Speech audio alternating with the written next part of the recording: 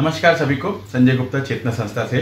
और आज हम एक कॉन्फ्रेंस कर रहे हैं, वर्चुअल कॉन्फ्रेंस है जो कि बहुत महत्वपूर्ण विषय पर है कि खासकर जो बच्चे इस कोविड के दौरान मुसीबत में आ गए हैं, या तो उनके अभिभावकों की मृत्यु हो गई है, या किसी एक परिवार की मृत्यु हो गई है, या उन्हें वैसे भी कोई प्रॉब्लम है, तो आज हम उसके लिए चर्चा कर रहे हैं। और इसमें मुझे बड़ी खुशी है कहते हुए कि आज हमारे साथ श्री प्रमोदय खाका हैं, जो कि women and child development department Delhi विभाग में हैं। वो अपनी बात रखेंगे। साथ ही साथ हमारे पास जो हैं श्री संजय मिश्रा जी हैं, जो नीति आयोग में एक कमेटी बनाई गई है जो कि चाइल्ड प्रोटेक्शन पे काम कर रही है, स्टैंडिंग कमेटी, उसके सदस्य हैं। साथ ही साथ हमारे पास विदेही मैडम हैं जो बाल कल्याण समिति की चेयरपर्सन हैं लाजपत नगर से, वो अपनी बात रखेंगी। दिल्ली बाल आयोग जो कि एक महत्वपूर्ण भूमिका अदा कर रहा है ऐसे समय में, वहाँ के कंसल्टेंट श्री सलाम हमारे साथ मौजूद हैं, जो आज हमें बताएंगे कि बाल आयोग की तरफ से क्या हो रहा है। साथ ही साथ हमारे साथ जो दिल्ली की लीगल एड अथॉरिटी है, वहाँ से नम्रता अग्रवाल जी हमारे साथ हैं, जो कि एडिशनल सेक्रेटरी हैं, और वो हमें बताएंगे कि जो दिल्ली की विधिक सेवाएं हैं वो ऐसे में कैसे मदद कर रही है। और साथ ही साथ हमारे पास चाइल्ड इन इंडिया फाउंडेशन के प्रतिनिधि हैं जो दिल्ली को देखते हैं, श्री शिराज, वो हमें बताएंगे कि चाइल्ड लाइन किस प्रकार काम कर रही है और क्या भूमिका है। तो आइए देखते हैं ये छोटी सी वीडियो। हालांकि थोड़ी वीडियो बड़ी है, 1-1.25 घंटे की है, पर इसमें सारे उत्तर छुपे हैं जो आपके लिए जानने बहुत जरूरी हैं। आइए देखते हैं ये वीडियो। पूरी चेतना परिवार को बहुत बहुत धन्यवाद कि हम वापस एक बार जुड़ पाए आप लोगों के साथ। आज मैं बहुत स्पेसिफिक होकर समय को ध्यान में रखते हुए, क्योंकि मुझको कुछ और मीटिंग में जाना है, तो मैं बताना चाहूंगा भारत सरकार की स्कीम के विषय में आपने चर्चा करी। अभी तक डॉक्यूमेंट एक्चुअली अभी तक आया नहीं है सामने, तो एग्जैक्टली क्या मोड ऑफ पेमेंट है, कंडीशंस क्या है, एलिजिबिलिटी क्या है, ये क्लियर नहीं है। लेकिन एक बात इसके अंदर स्पष्ट है, और ये है कि इसके अंदर कोविड के कारण अगर माता पिता हताहत हुए हैं, उनकी मृत्यु हो गई है, बच्चे अगर ऑर्फन हो गए हैं सॉरी विदाउट फैमिली केयर है, तो उनकी उम्र 18 पूरी होने के बाद, उसके बाद का ये आश्वासन है। लेकिन अब से ही उन बच्चों का, जैसे हम इंश्योरेंस की बात करते हैं, ये इस प्रकार का एक कवर है और प्रोटेक्शन है जो उनके एक लंबे समय तक उनको ये आश्वासन देता है कि वो 18 के बाद भी उनको स्टाइपेंड मिल पाएगा। 23 साल के बाद उसको एक बड़ा अमाउंट मिल पाएगा, ताकि अपने उस उम्र में, युवावस्था के अंदर, उनको ज्यादा कठिनाइयों का सामना नहीं करना पड़े। लेकिन अभी चूंकि पूरी डिटेल अभी नहीं आई है विभाग के पास, इसलिए उसकी जो बारीकी है वो नहीं दी जा सकती है। रही बात दूसरी, एक बहुत इंपॉर्टेंट खबर, ये तो भारत सरकार की है, लेकिन दिल्ली सरकार की भी एक पहल रही, और ये इस नाम से मुख्यमंत्री कोविड-19 परिवार आर्थिक सहायता योजना, इस नाम से, और इसकी कैबिनेट की अप्रूवल मिल चुकी है, बस अब नोटिफिकेशन का इंतजार है। और इसके अंदर बहुत वैरायटी ऑफ कवरेज है, जिसमें माता पिता और बच्चे दोनों, मतलब संरक्षक और बच्चे दोनों इसमें शामिल है। और इसलिए कह रहा हूं कि कहीं ऐसी परिस्थिति है जहां माता पिता दोनों गुजर गए हैं, कहीं ऐसी परिस्थिति जहां पर पिता है, माता नहीं है, माता है, पिता नहीं है, कहीं बच्चे हैं और उनके साथ गार्जियंस हैं, कहीं बच्चे ही नहीं है और माता पिता बिना बच्चे के हैं। तो ऐसी अलग अलग परिस्थितियां हैं जिसके अंदर ये व्यवस्था दी गई है कि हर एक परिस्थितियों में, यदि वो कोविड से प्रभावित है, मतलब मृत्यु हो गई है या किसी और प्रकार की परिस्थिति है, तो वहां आर्थिक सहायता देने की योजना है। 2500 रुपया एक अमाउंट रखी गई है, जो महीने के हिसाब से मिला करेगी। और अगर बच्चे हैं तो उसके 25 वर्ष पूरे होने तक ये लाभ है, महिला है तो उसको आजीवन है, पुरुष है तो उसके लिए समय सीमा इसके लिए भी लाइफ लॉन्ग है और पुरुष के लिए। लेकिन पुरुष के लिए कि सिर्फ और सिर्फ ये 2500 रुपया का ही प्रावधान है, परंतु इसके साथ दूसरे स्कीम साथ में क्लब नहीं है। अगर महिला है तो उसके लिए विडो पेंशन का भी रखा है कि जो विडो पेंशन की स्कीम पहले चल रही है वो एक एकल महिला को मिल सकता है। ये व्यवस्था दी गई है। और 50,000 रुपये की आर्थिक व्यवस्था का भी प्रावधान। जी, तो ये मुख्यमंत्री कोविड-19 परिवार आर्थिक सहायता योजना है, जो शीघ्र ही अब दिल्ली बच्चों और पर कोविड की वजह से जान की नुकसान हुई है, वहां पर यह सुविधा मिलने पाएगी। तो ये तो नए स्कीम की बात हुई। इसके साथ मैं बताना चाहूंगा एक दो और क्या चीजें हैं जो इस वक्त जिसका लाभ लिया जा सकता है।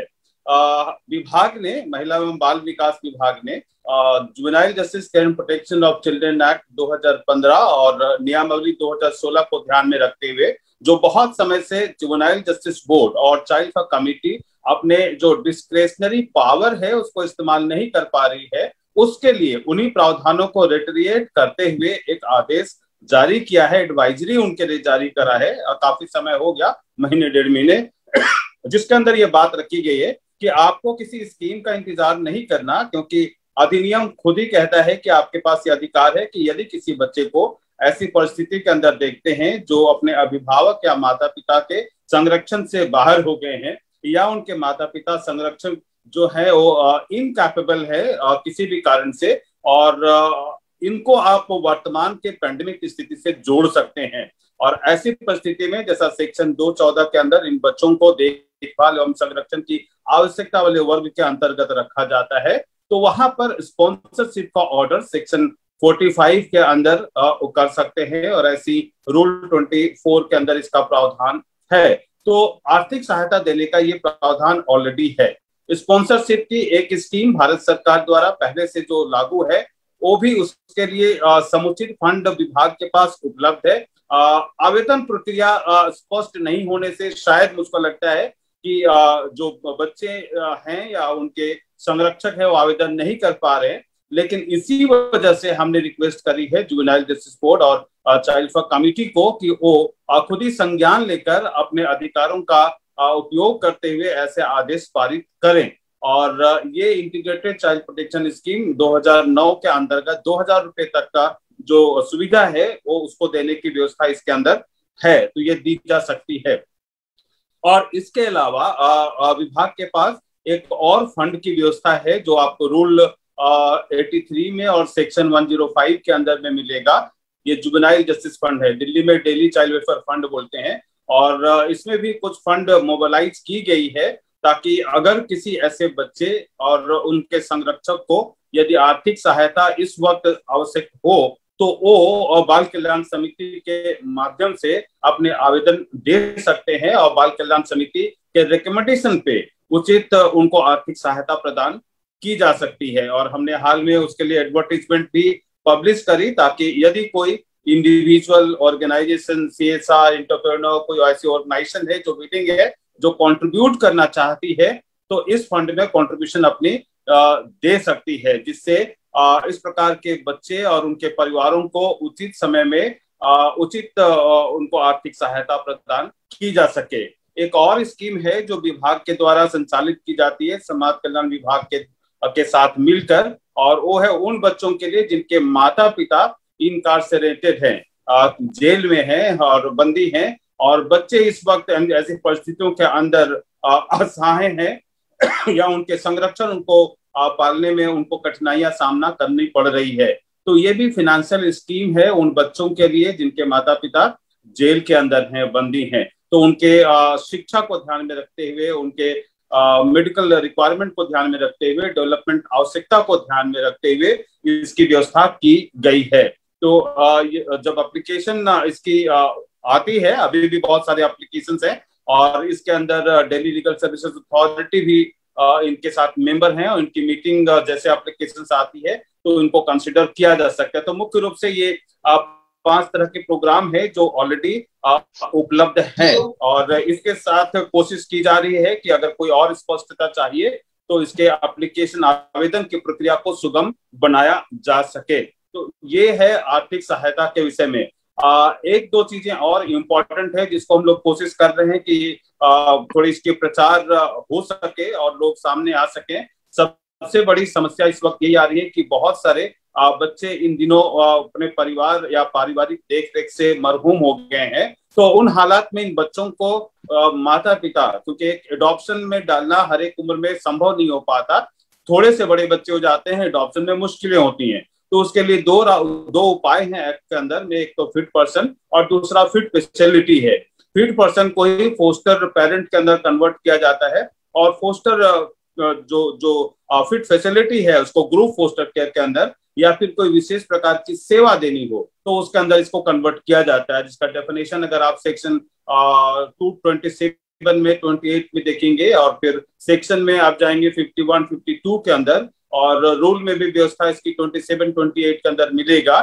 तो इसमें ऐसा कोई भी व्यक्ति जो विलिंग हो और प्रिपेयर्ड हो, जिसके पास ऐसे समुचित साधन हो कि वो एक बच्चे को पारिवारिक माहौल के अंदर उनकी जरूरतों को पूरा करने की क्षमता और इच्छा रखता हो, तो वो सीधे आवेदन कर सकते हैं बाल कल्याण समिति को। और कोई उसके लिए आवेदन प्रक्रिया में कोई ऐसा कुछ कम्बरसम प्रोसेस नहीं है, एक सिंपल एप्लीकेशन होगी और डिस्ट्रिक्ट चाइल्ड प्रोटेक्शन यूनिट के माध्यम से उनकी थोड़ी सी जो बैकग्राउंड है, क्रेडेंशियल है, वो वेरिफिकेशन हो जाएगी और उसके आधार पर उनको फिट पर्सन डिक्लेयर किया जा सकेगा या किसी भी इंस्टीट्यूशन को फिट फैसिलिटी डिक्लेयर किया जा सकता है।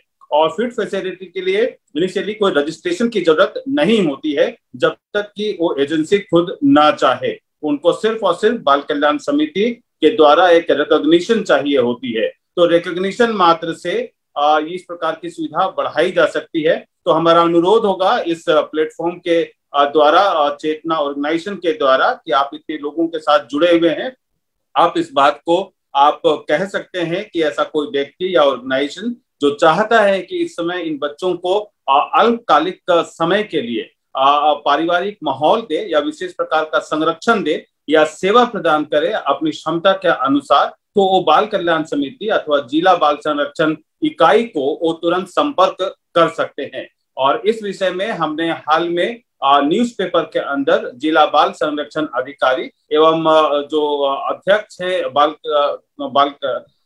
बाल कल्याण समिति के, इनकी पूरी जानकारी नाम और मोबाइल नंबर के साथ में हमने पब्लिश कराई है और ये सबके लिए उपलब्ध है, जनता के लिए भी उपलब्ध है, आप सबको के लिए उपलब्ध है। तो संपर्क इनसे किया जा सकता है। और साथ में हम ये कोशिश कर रहे हैं कि 1098 इसका भी प्रसार हो, ताकि किसी भी प्रकार की विपदा की परिस्थिति है, संकट है या किसी प्रकार का अवसाद है या कोई परेशानी में है, माता पिता को खो दिया है, बच्चे कठिनाई का दौर का सामना कर रहे हैं, तो 1098 में संपर्क किया जा सकता है। इसी के साथ घरों के अंदर बुजुर्गों के लिए भी 14567 5 डिजिट की एक हेल्पलाइन भी शुरू की गई है। तो ये सारी स्कीम्स हैं जो अभी इस वक्त विभाग बहुत जोरों शोरों से कोशिश कर रही है कि ऐसे बच्चों को कोरोना काल में कोविड-19 के विपरीत परिस्थितियों के अंदर में इनको सुविधाएं मुहैया कराई जा सके। सो यहाँ मैं विराम चाहूंगा, संक्षिप्त में इतना बता पाया, कभी और अवसर होगा तो इन सारे स्कीम के विषय में, योजना के विषय में और जो प्रावधान है अधिनियम के, नियमावली के, उसके विषय में विस्तृत चर्चा की जा सकती है। किसी प्रकार की और सूचना की आवश्यकता हो तो चेतना के माध्यम से, संजय जी के माध्यम से हम तक पहुंचा जा सकता है। Thank you so much Sanjay. Thank you so much sir. दो मिनट आपके और लूंगा, मुझे पता है कि आपको तुरंत अभी ये सचिवालय जाना है और ये मुझे खबर मिल चुकी है, बट क्विकली मैं आपको बस इतना पूछना चाहता हूँ कि जैसे कुछ सवाल हम लोगों ने इकट्ठे किए थे, आपके सामने रखेंगे कि जो इसका एक क्राइटेरिया है कि यदि मान लीजिए एक परिवार में 4 बच्चे हैं और माता पिता तो एक ही थे उनके, तो क्या ये लाभ चारों के लिए है? जी हाँ, जो मुख्यमंत्री मुख्यमंत्री कोविड-19 परिवार आर्थिक सहायता योजना है, इसमें सारे बच्चों के लिए, इसमें बच्चों की संख्या लिमिट नहीं की गई है। जो इंटीग्रेटेड चाइल्ड प्रोटेक्शन स्कीम है जिसका नाम मिशन वात्सल्य है, इसके अंदर भी बच्चों की संख्या को सीमित नहीं किया गया है। लेकिन स्टेट के अपने स्पेसिफिक योजना दूसरी होती है, उसमें हमेशा चर्चा होती है कि अधिकतम हम 2 बच्चों को करेंगे। लेकिन एक बात मैं हमेशा करूं, आप स्कीम से ज्यादा आप उस प्रावधान को देखिए जो जुवेनाइल जस्टिस एक्ट के अंतर्गत है।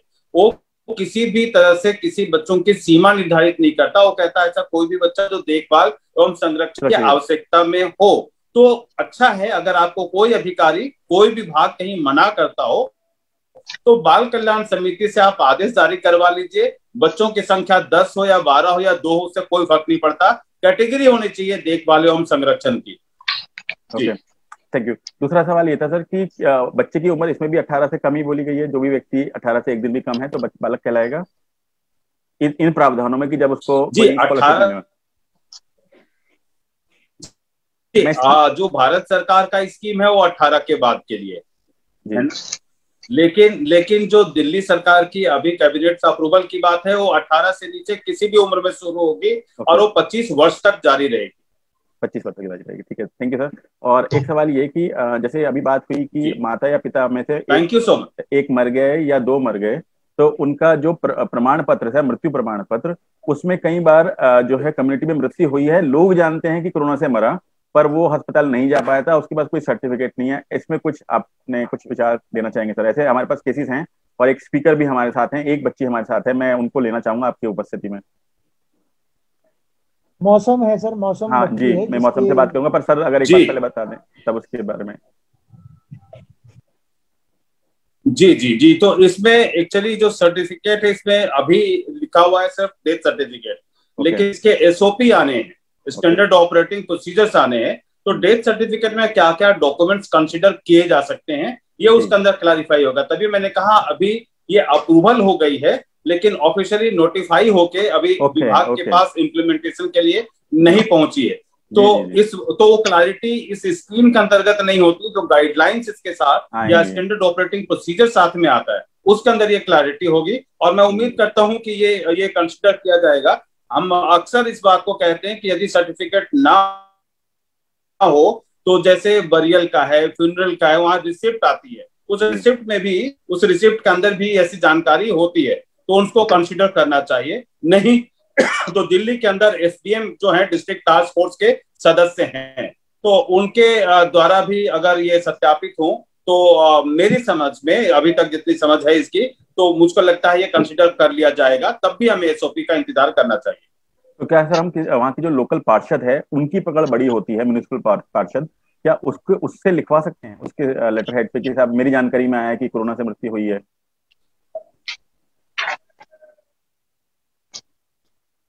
जो लोकल पार्षद होते हैं, चयनित हैं सरकार उसके पॉलिटिकल सिस्टम में।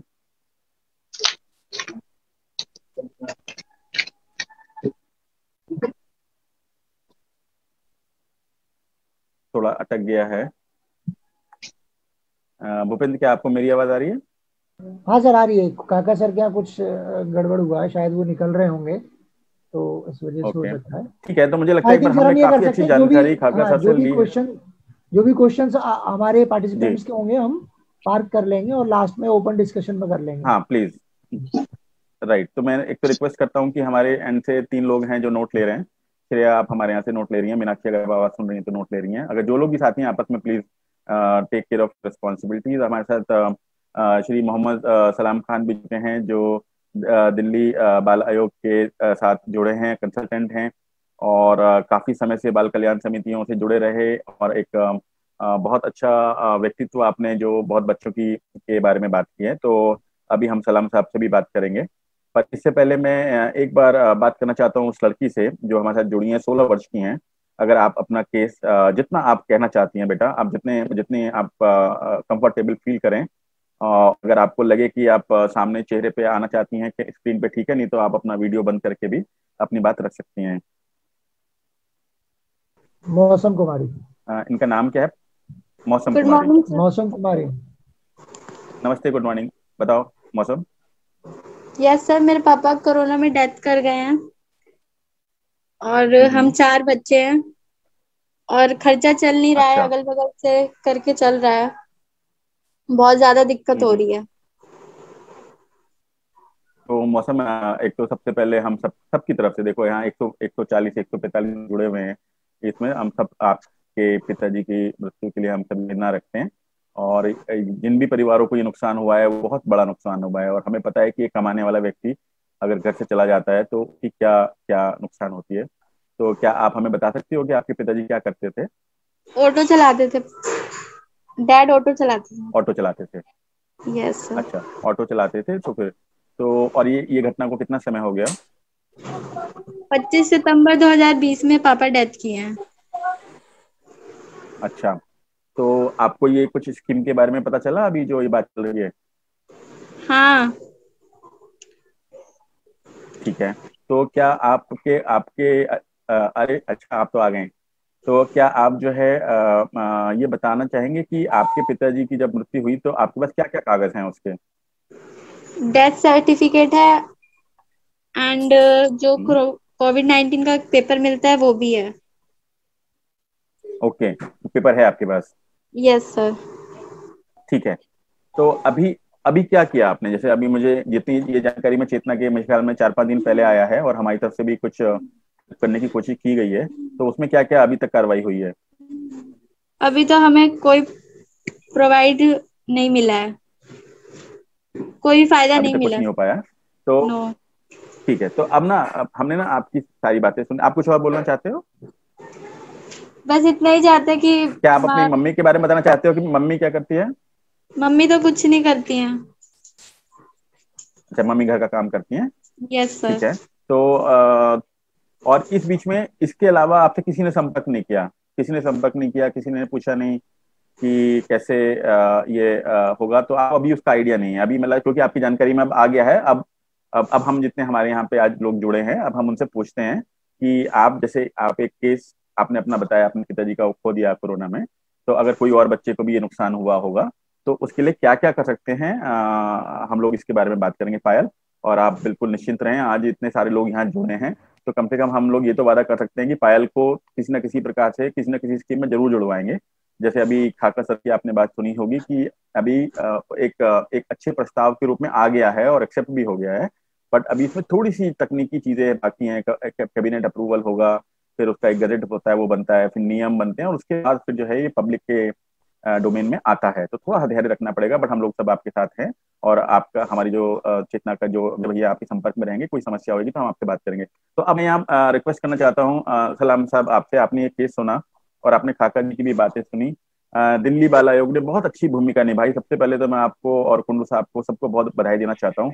हम लोगों ने खुद ये चीज फील की कि हमारे यहाँ के कुछ बच्चों ने कॉल किया आयोग में नंबर में जाके, और उनको राशन मिलना शुरू हो गया, उनको फैसिलिटीज मिलनी शुरू हो गई। तो ये प्रयोग सर मैंने पहली बार ही देखा। आयोग ने आगे बढ़ के इतनी जो बातचीत शुरू की उसके लिए बहुत बहुत धन्यवाद। पर अब इस तरह के केसेस में आयोग की क्या भूमिका रहेगी, हम कैसे आपसे मदद ले पाएंगे? सलाम साहब।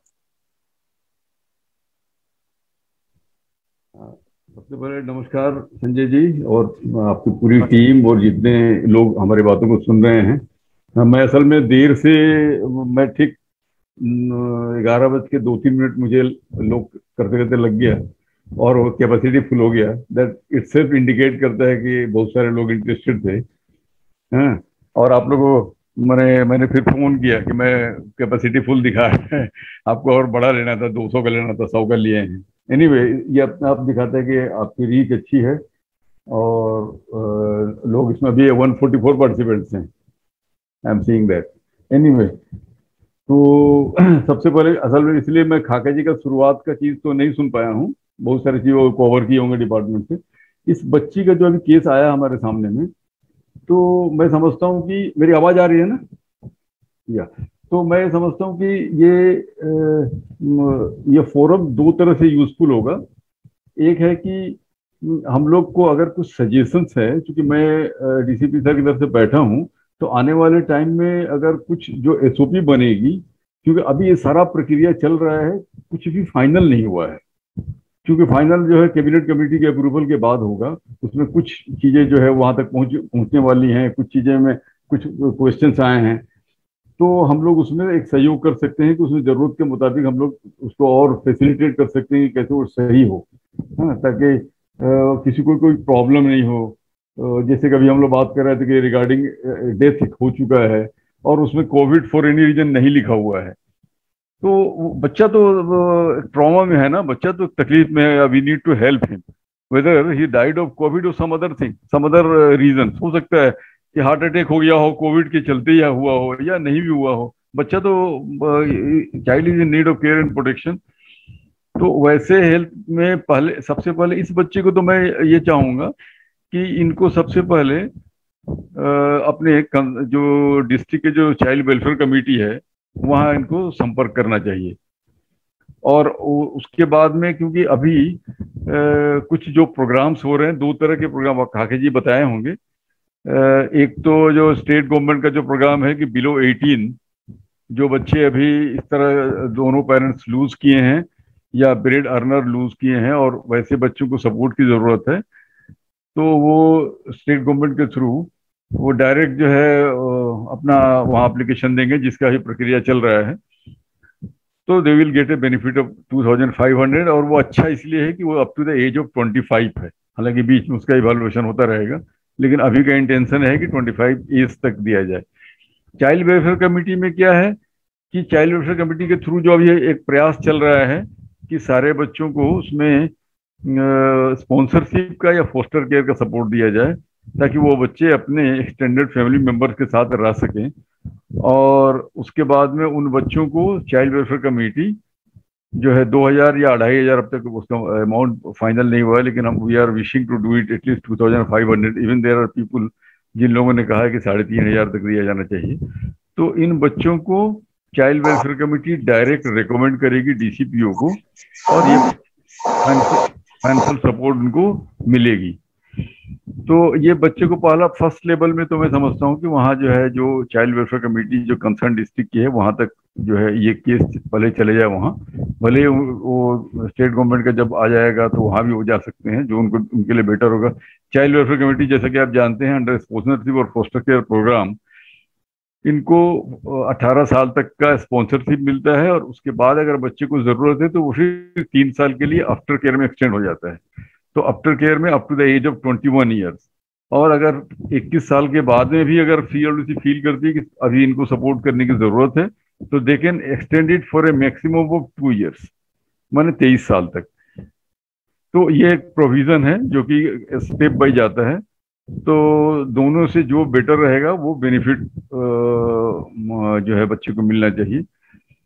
तो ये मेरा इसके लिए सुझाव। अगर इसमें और इसमें जो जो चीजें आप अभी ला रहे, एसओपी की अभी एसओपी जो है ना बनने के स्टेज में है, तो वहां पर यहाँ जो भी सुझाव आएगा उस सुझाव को मैं कम से कम अपने लेवल पर नोट करूंगा, और कमीशन में जो है चेयरपर्सन से बात करके और कमीशन का एक ओपिनियन बिल्डअप करके हम लोग वहां पर चाहेंगे कि वो सारी चीजें वहाँ पहले ही रिफ्लेक्ट हो, क्योंकि वी स्ट्रांगली फील ये सारा चीज में प्रॉब्लम होता है।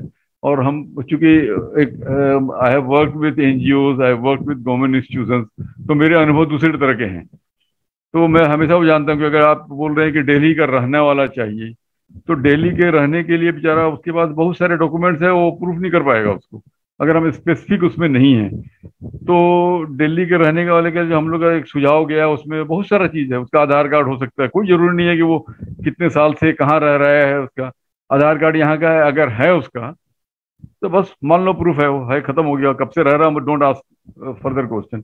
अगर यहाँ का एड्रेस तो आधार पे बना हुआ है तो, या उसका बैंक अकाउंट यहाँ का है, या उसके बच्चे स्कूल में बच्चा यहाँ का पढ़ रहा है, प्रूफ है कि बच्चा यहाँ स्कूल में पढ़ रहा है।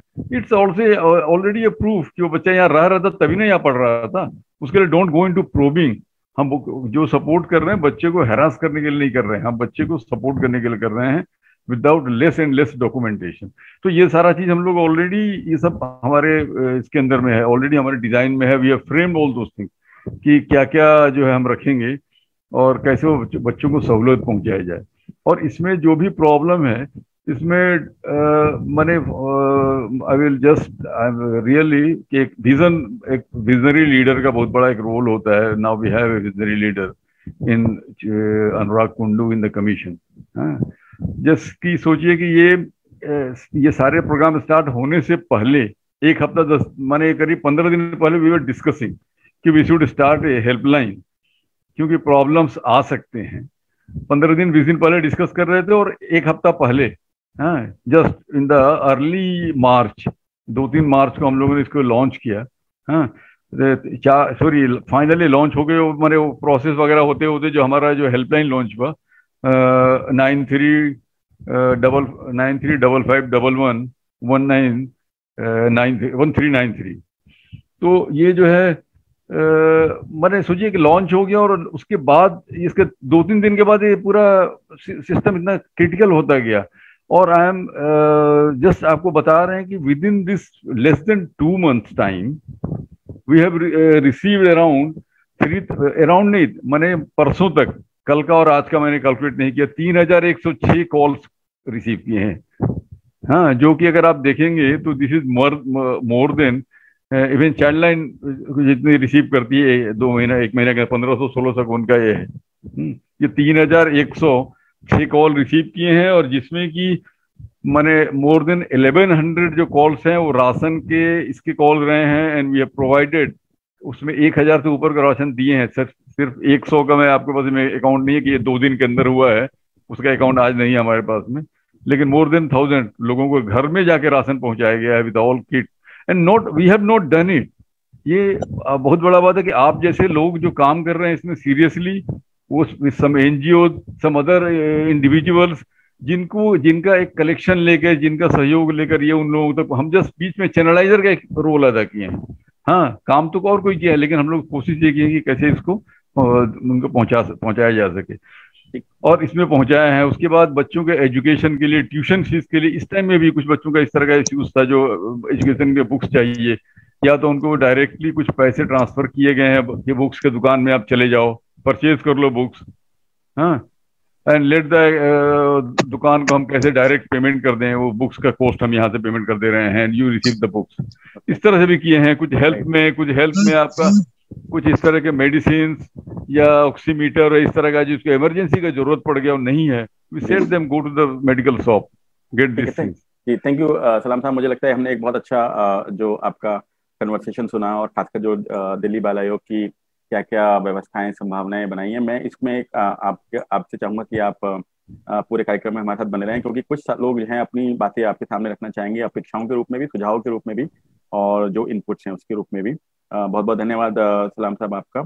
अब मैं निमंत्रण देना चाहूंगा, श्री संजय मिश्रा जी हमारे साथ हैं। नीति आयोग की स्टैंडिंग कमेटी एक बनी है चाइल्ड प्रोटेक्शन पे, तो उस पर आप बैठते हैं। संजय जी, बहुत बहुत स्वागत है आपका, सबसे पहले तो कि आपने समय निकाला। धन्यवाद, नमस्ते।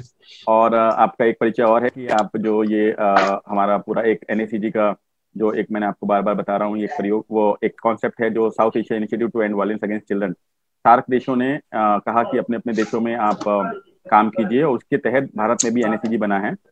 मुझे गौरव प्राप्त हुआ है कि मैं उसका वाइस चेयर हूँ, और संजय मिश्रा जी के ट्रेजरर हैं। पर आज जो जिस भूमिका में है वो है एक इम्पॉर्टेंट भूमिका कि आप नीति आयोग की स्टैंडिंग कमेटी में है चाइल्ड प्रोटेक्शन की।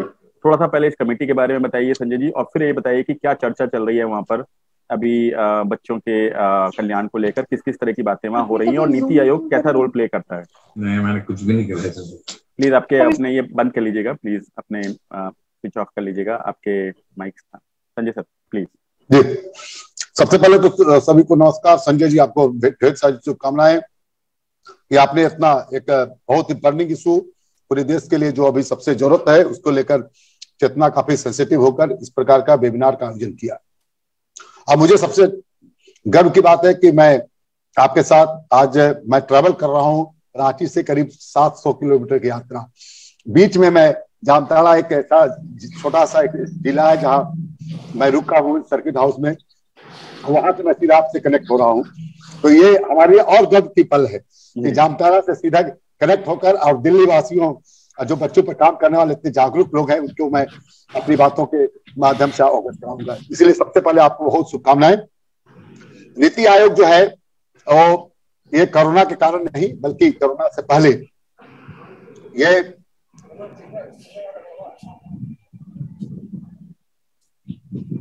जी बताइए, आपकी आवाज आ रही है हम तक?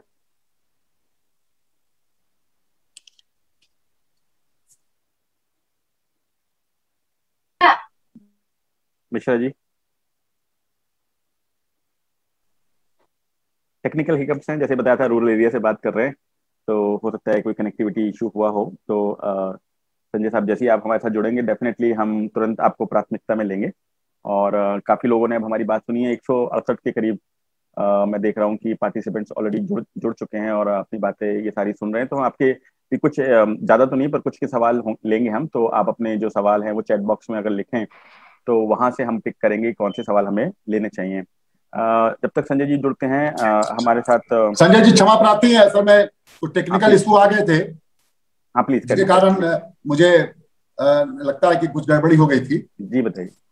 हेलो। हाँ बताइए सर, आवाज आ रही है आपकी, बताइए। आवाज आ रही है संजय जी? बिल्कुल बिल्कुल अच्छी आवाज आ रही है और बहुत अच्छे दिख रहे हैं आप। अब आप बताएं। बहुत हाँ एकदम फिट। हाँ, तो मैं क्षमा प्रार्थी हूँ, असल में ऐसे जगह पर हूँ कि थोड़ा नेट का प्रॉब्लम इशू है। तो एक तो नीति आयोग में चाइल्ड प्रोटेक्शन, चाइल्ड राइट्स लेकर एक तो स्टडी कमेटी बनी है जिसका काम है कि नीति आयोग जो देश में बच्चों के अधिकार और संरक्षण के लिए जो काम कर रहेगा और सरकार को जो सजेशन देने उसके लिए कमेटी काफी स्ट्रांगली काम कर रही है। लेकिन अभी कोरोना के कारण ये बहुत बड़ी जिम्मेदारी हम सबकी हो गई है कि ये ऐसे बच्चे जो हमारे बच्चे ऑर्फन हो चुके हैं या ऑर्फन किसी न किसी कारण से हैं, उनको कैसे हम डिग्निटी और सम्मान की जिंदगी दे सके। इसके लेकर अभी recently 2 days back NITI Aayog के हमारे जो सीईओ हैं उनके साथ में पीएमओ के लोग, हमारे WCT के सेक्रेटरी, हमारे ये ज्वाइंट सेक्रेटरी, ये सभी के साथ में हमारी मीटिंग हुई थी। और मीटिंग में प्रॉपरली हम लोगों ने कई ऐसे मुद्दे थे जिस मुद्दे को लेकर हम लोगों ने कमीशन के माध्यम से, नीति आयोग के माध्यम से हमने सभी प्रकार के रिकमेंडेशन भेजा है। और हमारा प्लान है कि आगे भी हम इस प्रकार के आप सबकी जो इस बैठक में बातें आ रही हैं उन बातों को भी ध्यान में रखते हुए 100% हम इसका रिकमेंडेशन सरकार तक पहुंचाएंगे कमीशन के माध्यम से, सो दैट कि बच्चों को किसी भी कीमत में हम उनके अधिकार का संरक्षण ना रुके और ना कोई उसको रोक सके।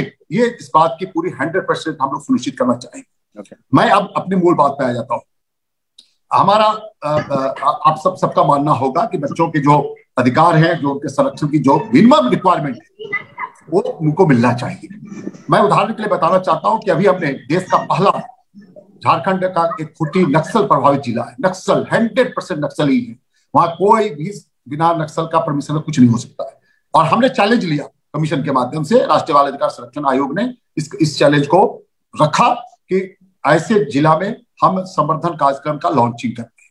और मैं बताऊं कि हमने नवंबर महीना 2020 में वहां पर लॉन्चिंग किया देश का पहला पायलट प्रोग्राम, इसका नाम था संवर्धन, जिसमें जनजातीय कल्याण मंत्रालय, नीति आयोग और राष्ट्रीय बाल अधिकार संरक्षण आयोग ने किया। अब स्थिति में बताता हूं कि देश में कितनी बड़ी चुनौतियां हैं। उस जिले में यह स्थिति था कि किसी के पास एक आंकड़े नहीं थे कि उस जिले का कितना परिवार ऐसा जो वल्नरेबल परिवार है, कितने ऐसे बच्चे हैं जो ट्रैफिकिंग के शिकार हुए, कितने ऐसे बच्चे जो ऑर्फन हैं। लेकिन ये नवंबर का जो हमने वहां पर संवर्धन कार्यक्रम किया, उसका परिणाम ये आया कि ये आंकड़े मेरे पास आ गए कि 212 बच्चे हमारे ऑर्फन चिल्ड्रन से। जी, थोड़ा सा संजय जी क्षमा चाहते हुए आपको वापस विषय पे लाना चाहूंगा और ये पूछना चाहूंगा कि यही आंकड़े, चूंकि नीति आयोग आजकल बहुत बड़ी भूमिका निभा रहा है और जिस तरह से नीति का दर्पण पोर्टल बना और एनजीओ का उसके साथ जुड़ाव हुआ, तो कहीं ना कहीं एनजीओ भी अब अपने आप को रिस्पॉन्सिबल समझने लगी है कि नीति आयोग में रिपोर्टिंग भी हो रही है और हमें अपनी जानकारी भी देनी है।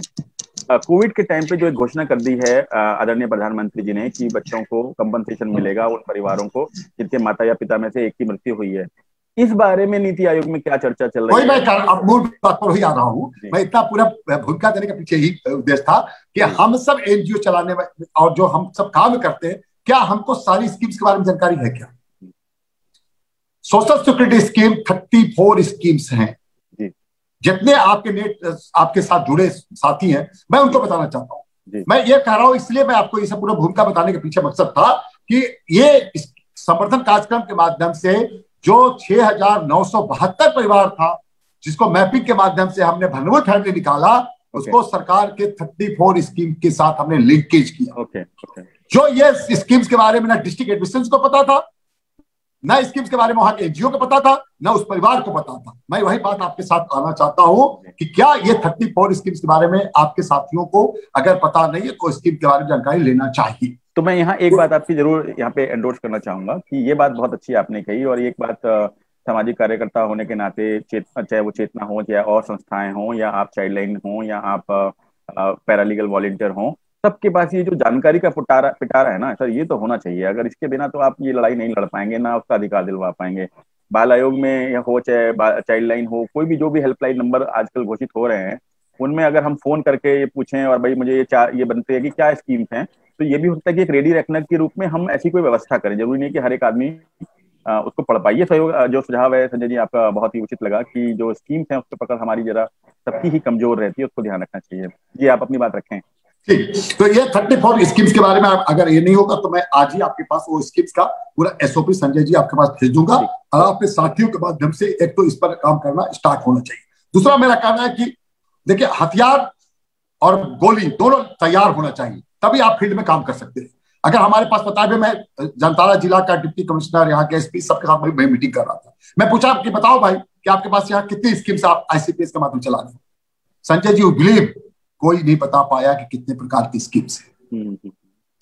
तो हम आप जानकारी नहीं रख रहे थे, एक बहुत बड़ी बात है, लेकिन जानकारी रखना चाहिए। और उसी लिए अब कोरोना से अगर माता पिता से अलग हो चुका है, उसके फादर चले गए, हमारे पास जो स्कीम्स है, एक तो स्पॉन्सरशिप स्कीम्स है जो आईसीपीएस के माध्यम से इमीडिएट हम उसको रिलीफ दे सकते हैं। नंबर 1। नंबर 2, हम फोस्टर केयर की बात उनसे कर सकते हैं जो आईसीपीएस के माध्यम से हम 2000 का सपोर्ट करा सकते हैं। तीसरा, हमारा केसीपी स्कीम्स है, उसको हम कर सकते हैं। चौथा, पीएम केयर, जो हमारा पीएम केयर जो हमारा फंड का है, उसमें क्लियर कट प्रधानमंत्री जी ने घोषणा किया, उसकी पूरी लैस होना चाहिए हमारे साथियों को।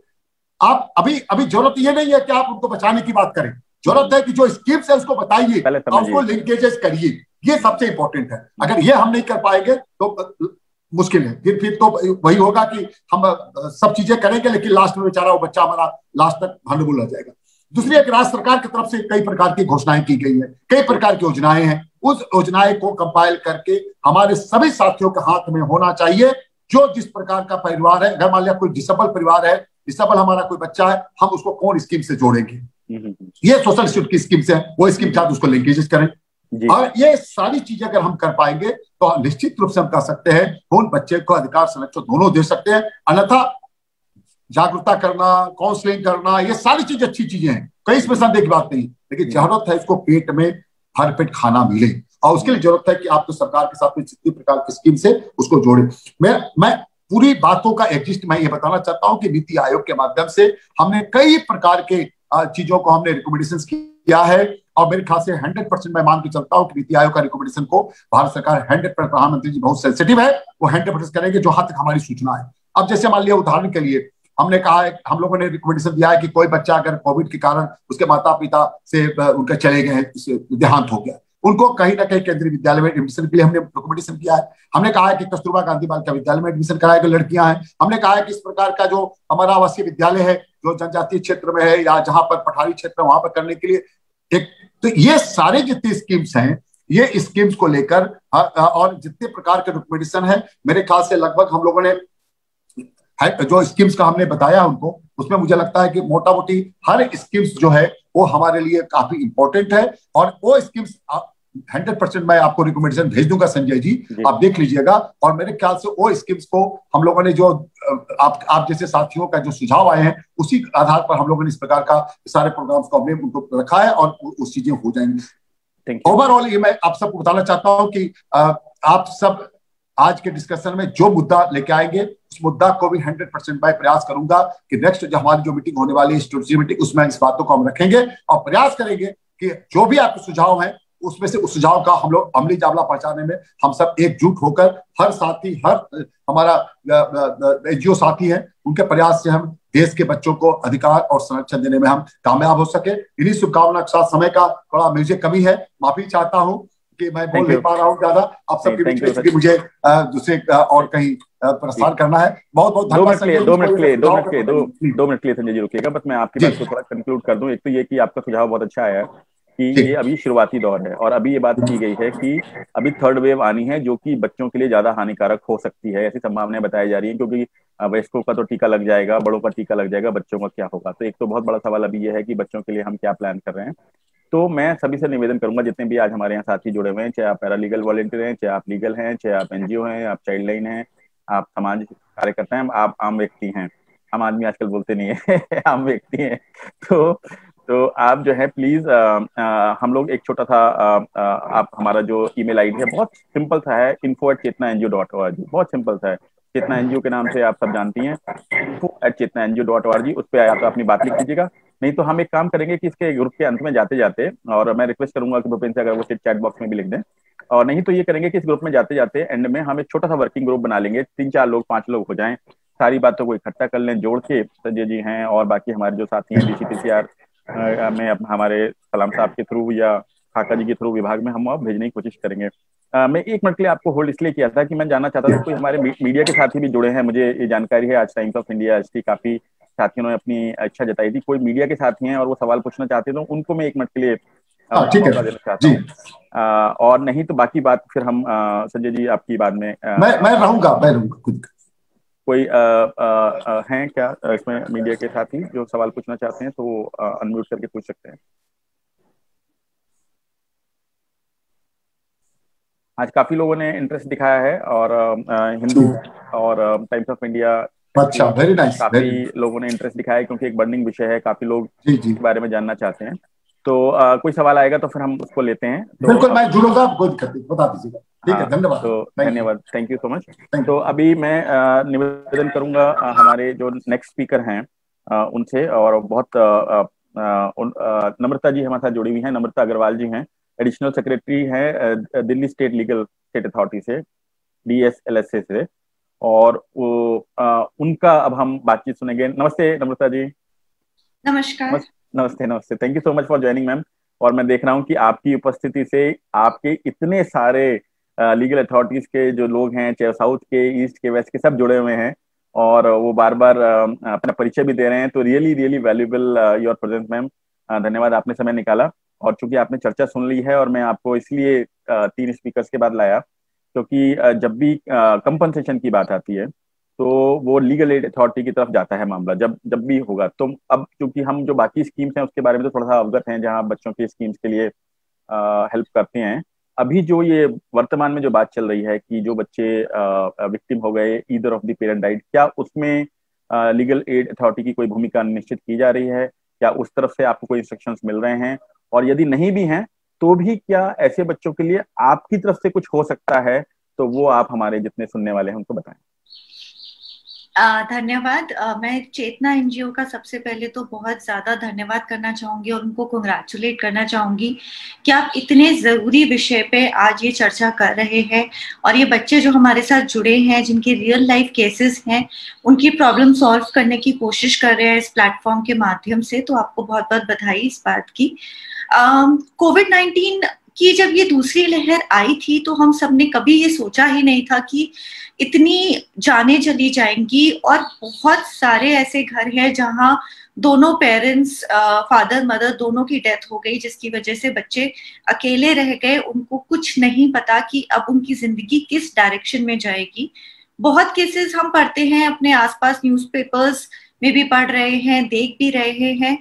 तो दिल्ली सरकार और केंद्रीय सरकार दोनों ने काफी ज्यादा ऐसे कार्यक्रम निकाले हैं और ऐसे प्रोविजंस निकाले हैं जहां इन बच्चों को हेल्प करी जा सकती है, उनकी प्राथमिक शिक्षा के लिए और उनकी हायर स्टडीज के लिए भी।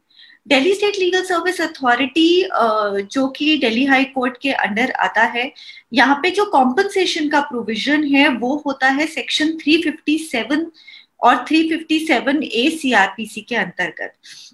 तो उसमें बहुत ज्यादा जरूरी है कि जो कंपनसेशन के लिए एंटाइटल्ड हो उसके खिलाफ कोई ना कोई ऐसा कोई इंसिडेंट हुआ हो, ऐसा कोई उसके खिलाफ क्राइम करा गया हो जिसकी वजह से उसने कोई फिजिकल, मेंटल या साइकोलॉजिकल इंजरी सफर करी हो।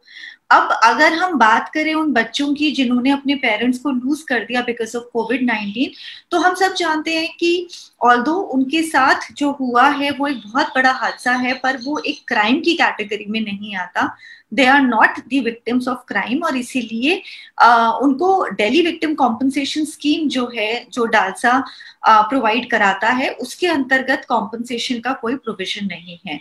पर हाँ, दिल्ली सरकार और राज्य सरकार की जो भी स्कीम्स हैं, जैसे कि अभी बात हो रही थी कि कितना जरूरी है पहले कि इन स्कीम्स के बारे में लोगों को पता चले।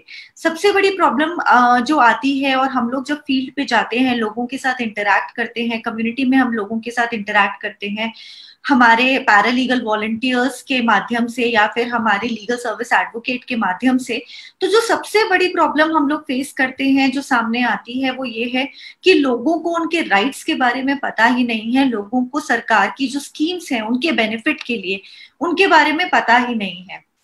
जो दूसरी बड़ी प्रॉब्लम है वो ये है कि जिन लोगों को अगर पता चल भी जाता है उन स्कीम्स के बारे में, तो उनको ये नहीं पता होता कि वो कैसे उस स्कीम का बेनिफिट अवेल कर सकते हैं, कौन कौन से कागज चाहिए, कहाँ पे जाके उनको फॉर्म फिल करना है, कहाँ जाके उनको उनका प्रावधान मिलेगा। बहुत लोगों के पास बैंक अकाउंट्स नहीं होते, और ज्यादातर स्कीम्स में यही प्रोविजन होता है कि अमाउंट जो होता है वो डायरेक्टली बैंक में डिपॉजिट होता है। जैसे कि मैं अभी एक स्कीम गवर्नमेंट की भी देख रही थी इन बच्चों के लिए जिन्होंने अपने पेरेंट्स को लूज करा है कोविड में, तो उसमें ये था कि FD बना दी जाएगी उन बच्चों के लिए जो उनके हायर स्टडीज के टाइम पे तुड़वाई जा सकती है। अब उस FD बनवाने के लिए बहुत ज्यादा जरूरी है कि पहले उस बच्चे का बैंक अकाउंट होना चाहिए, तो ये सारी बेसिक चीजें ही अवेलेबल नहीं है, तो फिर स्कीम्स का उन लोगों को बेनिफिट पहुंचेगा कहाँ से। और इसीलिए Delhi state legal service authority सबसे पहले ये कोशिश कर रहा है आजकल कि हम लोग कम्युनिटी में जाएं, लोगों तक पहुंचे। महिला पंचायत के साथ हम लोग बहुत सारे सेशंस कर रहे हैं, हम आंगनवाड़ी वर्कर्स के साथ बहुत सारे सेशंस कर रहे हैं, हम लोग कम्युनिटी में जा जाके बहुत सारे सेशंस कर रहे हैं, लोगों को बता रहे हैं कि गवर्नमेंट की क्या क्या स्कीम्स हैं जिनका वो उपयोग कर सकते हैं जब भी उनके आसपास या उनके साथ ऐसा कोई हादसा हुआ है जहां उन्होंने अपने पेरेंट्स लूज करे हैं कोविड के अंतर्गत। तो सबसे पहले अवेयरनेस क्रिएट करी जा रही है, हमारे पैरालीगल वॉलंटियर्स काफी हेल्प डेस्क भी लगा रहे हैं जहां वो कम्युनिटी में जाके लोगों को बता रहे हैं गवर्नमेंट की स्कीम्स के बारे में। और अगर कोई फैमिली ऐसी है या अगर कोई बच्चा ऐसा है जिसके साथ ऐसा कुछ हुआ है तो हम DCPCR के साथ कॉन्स्टेंटली कॉन्टैक्ट में होते हैं। ऐसे बच्चे जिन्होंने अपने दोनों पेरेंट्स को लूज करा है, बेसिकली ये बच्चे कहलाए जाते हैं children in need of care and protection, juvenile justice care and protection of children act के अंतर्गत। तो इन बच्चों को प्रोड्यूस करा जाता है चाइल्ड वेलफेयर कमेटी के सामने। चाइल्ड वेलफेयर कमेटी में हमारे रिटेनरशिप पे एडवोकेट्स होते हैं, लॉयर्स होते हैं, जो इन बच्चों को जब भी ये CWC के सामने पेश करे जाते हैं as children in need of care and protection, तो इन बच्चों को कानूनी सहायता देते हैं, उन बच्चों को रिप्रेजेंट करते हैं CWC के सामने और ये इंश्योर करते हैं कि CWC जो भी डिसीजन ले कि इस बच्चे की कस्टडी किसको मिलेगी, ये बच्चा स्टडीज कैसे परस्यू करेगा, वो सारे डिसीजंस जो भी CWC लेती है वो बच्चे के बेस्ट इंटरेस्ट में हो, उसके वेलफेयर के लिए हो। तो हमारे जो लॉयर्स होते हैं ये विदाउट एनी कॉस्ट फ्री में इन बच्चों को लीगल एड प्रोवाइड कराते हैं ताकि ये बच्चों का वेलफेयर और उनका इंटरेस्ट CWC के सामने रखा जा सके, बच्चे की बात रखी जा सके और फिर CWC जो भी डिसीजन लेती है उस बच्चे की कस्टडी और पढ़ाई को लेके वो उसके वेलफेयर में ही लिया जाए। वैसे ही ये जो लॉयर्स हैं, हमारे इम्पैनल लॉयर्स हैं, ये उस बच्चे की, जैसे कि कारा में हम बात कर रहे थे अभी मेरे से पहले कुछ स्पीकर, स्पॉन्सरशिप की, फॉस्टरशिप की या फिर कारा में अडॉप्शन के प्रोविजंस भी हैं। तो उन सारे प्रोविजंस के बेनिफिट के लिए कारा के सामने उस बच्चे को रिप्रेजेंट करना, उस बच्चे का केस रिप्रेजेंट करना, उसमें भी Delhi state legal service authority free legal aid provide कराता है। हमारे lawyers without charging any fees इन बच्चों का केस कारा के सामने प्रेजेंट करते हैं ताकि जो भी स्कीम, चाहे वो स्पॉन्सरशिप की हो, चाहे वो फॉस्टर केयर की हो या फिर अडॉप्शन की हो, वो बच्चे की जरूरतों को ध्यान में रखते हुए, उसके फैमिली स्ट्रक्चर को ध्यान में रखते हुए, उसकी एक्सटेंडेड फैमिली में कितने लोग हैं, उन सारी चीजों को ध्यान में रखते हुए वो डिसीजंस लिए जा सके और कारा के सामने जो पेपर वर्क है, जो लीगल प्रोसेस है, वो पूरा ठीक से करा जा सके। तो इन सारी चीजों के लिए हम लोग फ्री में उनको वकील दिलाते हैं जो बच्चे की हर एक जरूरत का ध्यान रखता है। वैसे ही बहुत सारी ऐसी चीजें होती हैं जहाँ पे, बिकॉज अब जैसे लॉकडाउन की सिचुएशन थी जहाँ पे बच्चे अपने एक्सटेंडेड फैमिली मेंबर्स के पास नहीं जा पा रहे थे। सपोज बच्चा दिल्ली में रहता था, उसके पेरेंट्स की डेथ हो गई कोविड की सिचुएशन में और उसके दादा दादी या कोई और एक्सटेंडेड फैमिली मेंबर्स दिल्ली से बाहर रहते हैं, तो वो बच्चे ना अपने एक्सटेंडेड फैमिली मेंबर्स के पास जा रहे थे या उनको कॉन्टैक्ट नहीं कर पा रहे थे। तो ऐसे में भी डालसा ने स्टेप इन किया। हमारे पास जब भी ऐसी कोई इन्फॉर्मेशन आई तो हमने ये इंश्योर करा कि हम उस बच्चे को उसकी एक्सटेंडेड फैमिली मेंबर्स तक पहुंचा सके या उन फैमिली मेंबर्स को बच्चों तक पहुंचा सके, ताकि बच्चा कोई भी ऐसा दिन ना जाए जब वो अकेलेपन में उसको रहना पड़े या उसके किसी और चीज की जरूरत हो। बहुत सारे कॉल्स आते थे राशन के लिए, खाने के लिए, तो कुक्ड फूड भी इन बच्चों तक पहुंचाया जाता था ताकि ये बच्चे ठीक से रह सके जब तक इनके तहत कोई डिसीजन नहीं लिया जा सकता। डालसा के हमारे इम्पैनल्ड काउंसलर्स भी हैं हमारे पैनल पे, जैसे लीगल एड काउंसल्स हैं वैसे ही काउंसलर्स भी हैं जो इन बच्चों को काउंसलिंग प्रोवाइड कराते हैं। काफी ऐसे केसेस होते हैं जहां जब ऐसा कोई सिचुएशन फैमिली में अराइज होती है जहां पेरेंट्स को लूज कर देते हैं, तो उस केस में इन बच्चों की मानसिकता पे बहुत गहरा असर पड़ता है। ये बच्चे ठीक से सोच समझ नहीं पाते हैं, तो उस केस में इन बच्चों को हमारे काउंसलर्स के द्वारा फ्री में काउंसलिंग भी दिलाई जाती है ताकि इन बच्चों की इमोशनल और मेंटल वेलबींग का ध्यान रखा जा सके। जो सबसे जरूरी चीज है मुझे लगता है लोगों को सेंसिटाइज करना, लोगों को में अवेयरनेस क्रिएट करना, जितनी भी गवर्नमेंट की स्कीम्स हैं जिनके अंदर उनको बेनिफिट मिल सकता है। और डालसा का यहाँ पे बहुत बड़ा रोल रहता है। हम लोग अवेयरनेस क्रिएट करते हैं सोसाइटी में जाके, आंगनबाड़ी वर्कर्स के साथ, महिला पंचायत के साथ, ताकि उनकी कम्युनिटी में जब भी कोई ऐसा बच्चा है जिसके साथ ऐसा कोई हादसा हो गया है, तो उन आंगनबाड़ी वर्कर्स को या उन महिला पंचायत में जो महिलाएं हैं उनको पता हो कि उस बच्चे के क्या क्या अधिकार हैं, गवर्नमेंट क्या क्या स्कीम्स लेके आई है उन बच्चों के बेनिफिट के लिए, और कैसे वहां पे फॉर्म भराया जा सकता है। हम लोग खुद भी हेल्प करते हैं ऐसी कोई स्कीम का बेनिफिट के लिए। अगर कोई फॉर्म भरना है ऑनलाइन, तो हम दिल्ली गवर्नमेंट की वेबसाइट पे जाके, या यूनियन गवर्नमेंट ने जो भी स्कीम निकाली है उसके बेनिफिट के लिए जो भी पेपर वर्क रिक्वायर्ड है, तो वो भी प्रोवाइड कर सकते हैं। Thank you ma'am. मैं 1 मिनट के लिए आपको 1 मिनट के लिए बस आपको रोकना चाहूंगा और फिर आप अपना वक्तव्य रखिएगा जारी। देखिए दोस्तों, कितनी अच्छी बातें आप सुन रहे हैं नमिता अग्रवाल जी से, और जितनी जानकारी फ्लो हो रही है, और यही मैं आपको अगर अभी बताऊं मैडम, यही जो एनजीओ सेक्टर हैं कई बार वो स्ट्रगल करते हैं। अभी आपने कितनी अच्छी बात कह दी कि भाई आप सपना बहुत बड़ा देख लोगे, आप कह रहे हो कि भाई बच्चे को न्याय मिल जाएगा, और सुनने में बड़ा अच्छा लगता है 25 साल तक उसको स्कीम मिलती रहेगी, बस उसका बैंक अकाउंट कहाँ है, उसका आधार कार्ड कहाँ है, सारी चीजें तो आजकल उस चीज से लिंक हो गई हैं। अच्छा वो बनेगा कैसे? तो हमारा मैंने देखा इंक्लूडिंग चेतना मैम, मुझे कन्फेस करने में कोई प्रॉब्लम नहीं है कि हम लोग भी दर दर ठोकर मारते रहते हैं, यहाँ जाएं उसके बाद जाएं, वो बैंक वाला बनाएगा, सुबह 5 बजे लाइन लग रही है। क्या हम लीगल एड अथॉरिटी की जो सेवाएं हैं इस काम के लिए ले सकते हैं मैम, कि अगर हम आपके पास वो सूची जमा कर दें और आपके पैरालीगल वॉलंटियर या आपके लॉयर जाके वो केस अगर हैंडल करें? बिल्कुल, मैं उसी बात पे आ रही थी कि हमारा एक हेल्पलाइन नंबर है 1516 1516। ये 24x7 टोल फ्री नंबर है। 24 घंटे में आप कभी भी इस नंबर पे कॉल कर सकते हैं। हमारे लीगल एड काउंसिल्स ये नंबर उठाते हैं, और जब भी ऐसी कोई दिक्कत है कि आप लोगों को किसी बच्चे तक पहुंचने में दिक्कत है, या उसका आधार कार्ड बनवाने में दिक्कत है, उसका बैंक अकाउंट खुलवाने में दिक्कत है, तो ये आप हमारे लॉयर्स को कॉन्टैक्ट कर सकते हैं। Delhi state legal service authority उन बच्चों का आधार कार्ड बनवाती है, उन बच्चों के गार्डियंस के साथ उनका बैंक अकाउंट खुलवाने में मदद करती है। हम लोग ये इंश्योर करते हैं कि जल्दी से जल्दी उस बच्चे का बैंक अकाउंट खुल जाए, ताकि जो भी गवर्नमेंट की स्कीम्स के बेनिफिट हैं वो उस बच्चे के अकाउंट तक पहुंच सकते हैं, उस तक पहुंच सके। कुछ ऐसी केसेस भी आते हैं जहां उस बच्चे को पता ही नहीं होता कहाँ जाना है, उसके पास कोई हेल्प नहीं होती, तब भी अगर हमारे हेल्पलाइन पे ऐसी कोई कॉल आती है 1516 पे, तो हम उन बच्चों को असिस्ट करते हैं ताकि वो बच्चे का वो पेपर वर्क हो सके, हम लोग स्कीम्स के लिए अप्लाई कर सके, और जो भी उस स्कीम के अंतर्गत रिक्वायरमेंट है, बच्चे का आधार कार्ड, बच्चे का पहचान पत्र कोई और, उसका बैंक अकाउंट, वो सब हम खुलवा सके ताकि वो स्कीम का बेनिफिट बच्चे तक पहुंच सके। सबसे बड़ी प्रॉब्लम मेरे ख्याल से हमारे देश में ये है कि स्कीम्स बहुत है बच्चों के लिए, लॉज बहुत हैं, पर ग्रास रूट लेवल तक उनका बेनिफिट पहुंच ही नहीं पाता। तो DALSA always acts as a link. हम लोग एक लिंक की तरह, माध्यम की तरह काम करते हैं, जो एंड यूजर्स है उन तक इन गवर्नमेंट स्कीम्स का बेनिफिट पहुंच सके, और एक अवेयरनेस पहुंच सके लोगों के बीच में कि क्या स्कीम्स हैं गवर्नमेंट की उनके बेनिफिट के लिए। तो उसमें हम लोग हेल्प करते हैं लोगों की। तो अगर ऐसा कोई भी केस हो जहां पे आपको लगता है संजय जी कि बच्चे का आधार कार्ड बनवाने में मुश्किल हो रही है, उसका बैंक अकाउंट खुलवाने में, या बच्चे को कहीं से लाना है दिल्ली, वो नहीं लाया जा पा रहा है, उसको पता ही नहीं है कि क्या बेनिफिट्स हैं, तो आप हम लोगों को कॉन्टैक्ट कर सकते हैं। हमारे 11 डिस्ट्रिक्ट्स हैं दिल्ली में। हर डिस्ट्रिक्ट में हमारे डिस्ट्रिक्ट लीगल सर्विस अथॉरिटी के भी ऑफिसेज हैं, जहाँ पे हमारे सेक्रेटरीज बैठते हैं जो खुद एक जुडिशियल ऑफिसर्स ही होते हैं।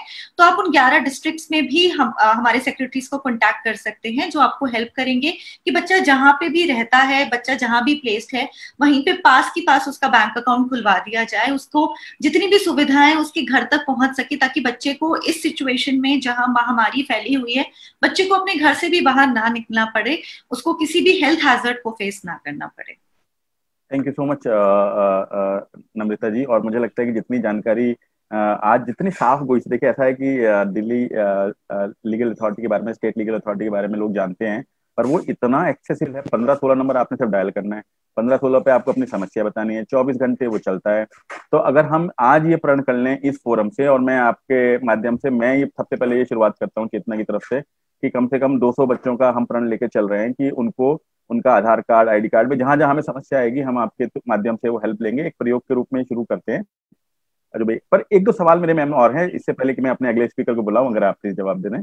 कि एक हमेशा डिबेट रहती है, ये दिल्ली का है, ये दिल्ली का नहीं है, ये तो बाहर से आया है, इसके माँ बाप का आधार कार्ड तो बाहर का है, और वो पैदा भी दिल्ली में नहीं हुआ मान लीजिए बच्चा, या उसको नहीं पता। तो क्या ऐसे में दिल्ली में आधार कार्ड उसका बन पाएगा या उसका बैंक अकाउंट खुल पाएगा? एक सवाल मैम। दूसरा ये कि जो आपके जो जिनको जैसे हमें बताया आपने 15-16 पे कॉल करो और वो हमें हेल्प कर देंगे, तो उस केस में क्या क्या फॉर्मेलिटीज होती हैं जो किसी भी जो हितग्राही है, जो बेनिफिशियरी है, उसको पूरी करनी पड़ेंगी? मतलब उनको क्या बार बार जाना पड़ेगा या एक बार में काम हो जाएगा? कई बार मैंने देखा बहुत गरीब परिवार होते हैं मैम, तो ना वो गिव अप भी कर देते हैं कि यार हमारे बस की नहीं है इतनी बार जाना, कोर्ट में चक्कर लगाना या जाना। तो थोड़ा सा अगर इसके बारे में संक्षिप्त में आप बता दें। बिल्कुल।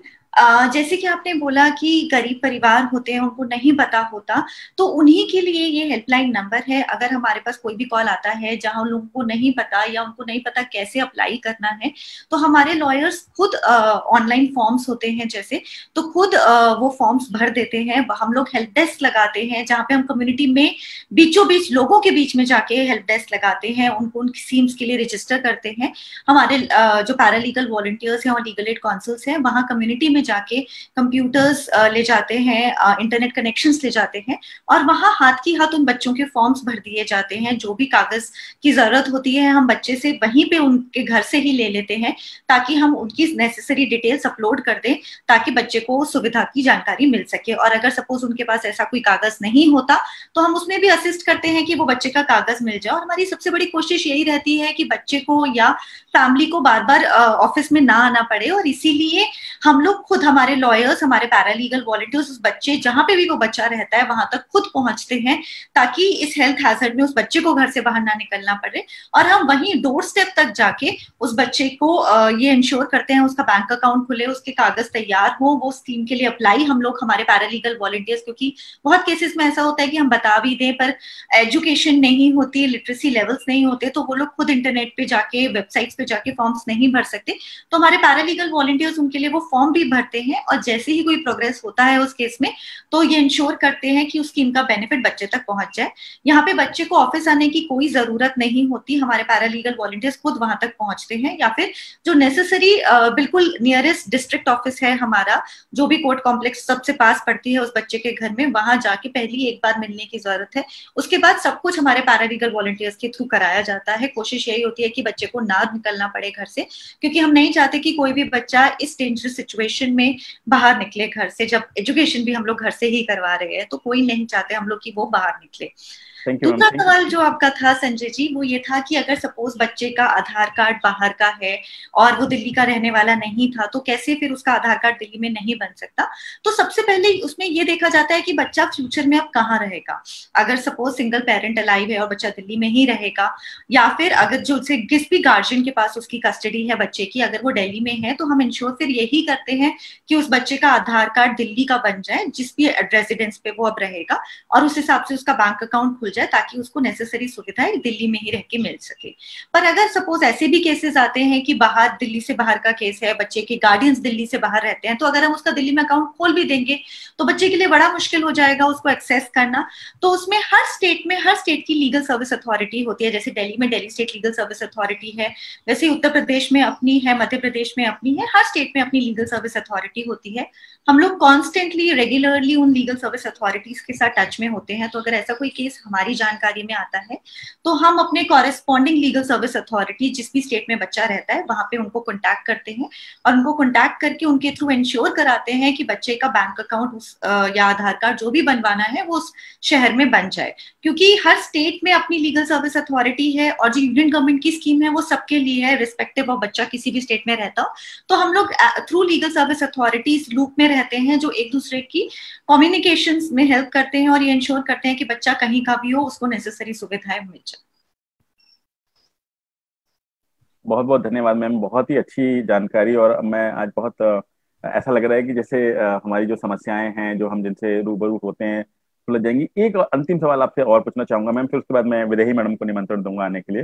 वो ये कि अभी आपने ये बात सुन ली होगी कि बहुत से लोग इस बात से परेशान हैं कि जैसे एक कम्युनिटी में हमने ऐसे कई केसेस हैं कि जहाँ व्यक्ति की मृत्यु हो गई, पर पीपल नेवर नो कि वो कोरोना से गया कि नॉर्मल डेथ थी, जबकि वो बच्चा जो है अनाथ हो चुका है, मान के चलिए, या तो उसके माँ या बाप में से एक जा चुका है, और वो इसी दौरान गया है। क्या कुछ इसमें ऐसी व्यवस्था आपके यहाँ से हो सकती है कि प्राइमा किसी आधार पर कोई, मतलब मुझे नहीं पता क्या वो कैसे होगा, क्योंकि पोस्टमार्टम में आप करा नहीं पाएंगे, उसकी बॉडी ऑलरेडी जा चुकी होगी, क्या सुन के, बातचीत करके, कोई मेडिकल पर्चा देखे क्या ये सिद्ध हो सकता है कि वो कोरोना से उसकी मृत्यु हुई है, और उसमें क्या कोई कानूनी सहायता मिल सकती है?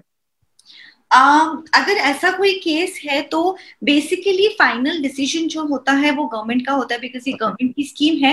पर हम लोग ये जरूर कर सकते हैं कि अगर कोई ऐसा केस आता है तो हम अपने लीगल एड काउंसिल्स को उन बच्चों तक पहुंचाएं, उनसे पूछने की कोशिश करें कि क्या सिम्टम्स थे, क्या हालात थे, क्या कोर्स ऑफ ट्रीटमेंट फॉलो हुआ था, जैसे घर में रह के भी डॉक्टर की दवाई जो ली थी वो क्या डॉक्टर की दवाई ली थी, और उन सारी चीजों से बातचीत करके अगर हमें ऐसा लगता है कि सिम्टम्स कोरोना के ही थे या जो दवाई घर पे भी चली थी उस इंसान की वो कोरोना की ही चली थी, तो हम ये सारे डॉक्यूमेंट्स गवर्नमेंट अथॉरिटीज तक जरूर पहुंचा सकते हैं ताकि बच्चे का केस स्ट्रांग हो सके और वो इंश्योर कर सके हम लोग कि वो बच्चा उस स्कीम का बेनिफिट अवेल कर सके। तो बहुत बहुत धन्यवाद मैम, और हृदय से धन्यवाद कि आपने इतनी सारी जानकारी दी, और बहुत ही अच्छी और बहुत ही सरल शब्दों में जैसे जानकारी का जो एक प्रभाव होता है और एक फ्लो होता है आपके जहन में उतर जाता है, आप सब चीजों को याद रख लेते हैं। 15-16 आपने बहुत सुंदर सा नंबर हमारे सभी जो इस प्रोग्राम में जुड़े हैं कार्यक्रम में आज उनको बता दिया है।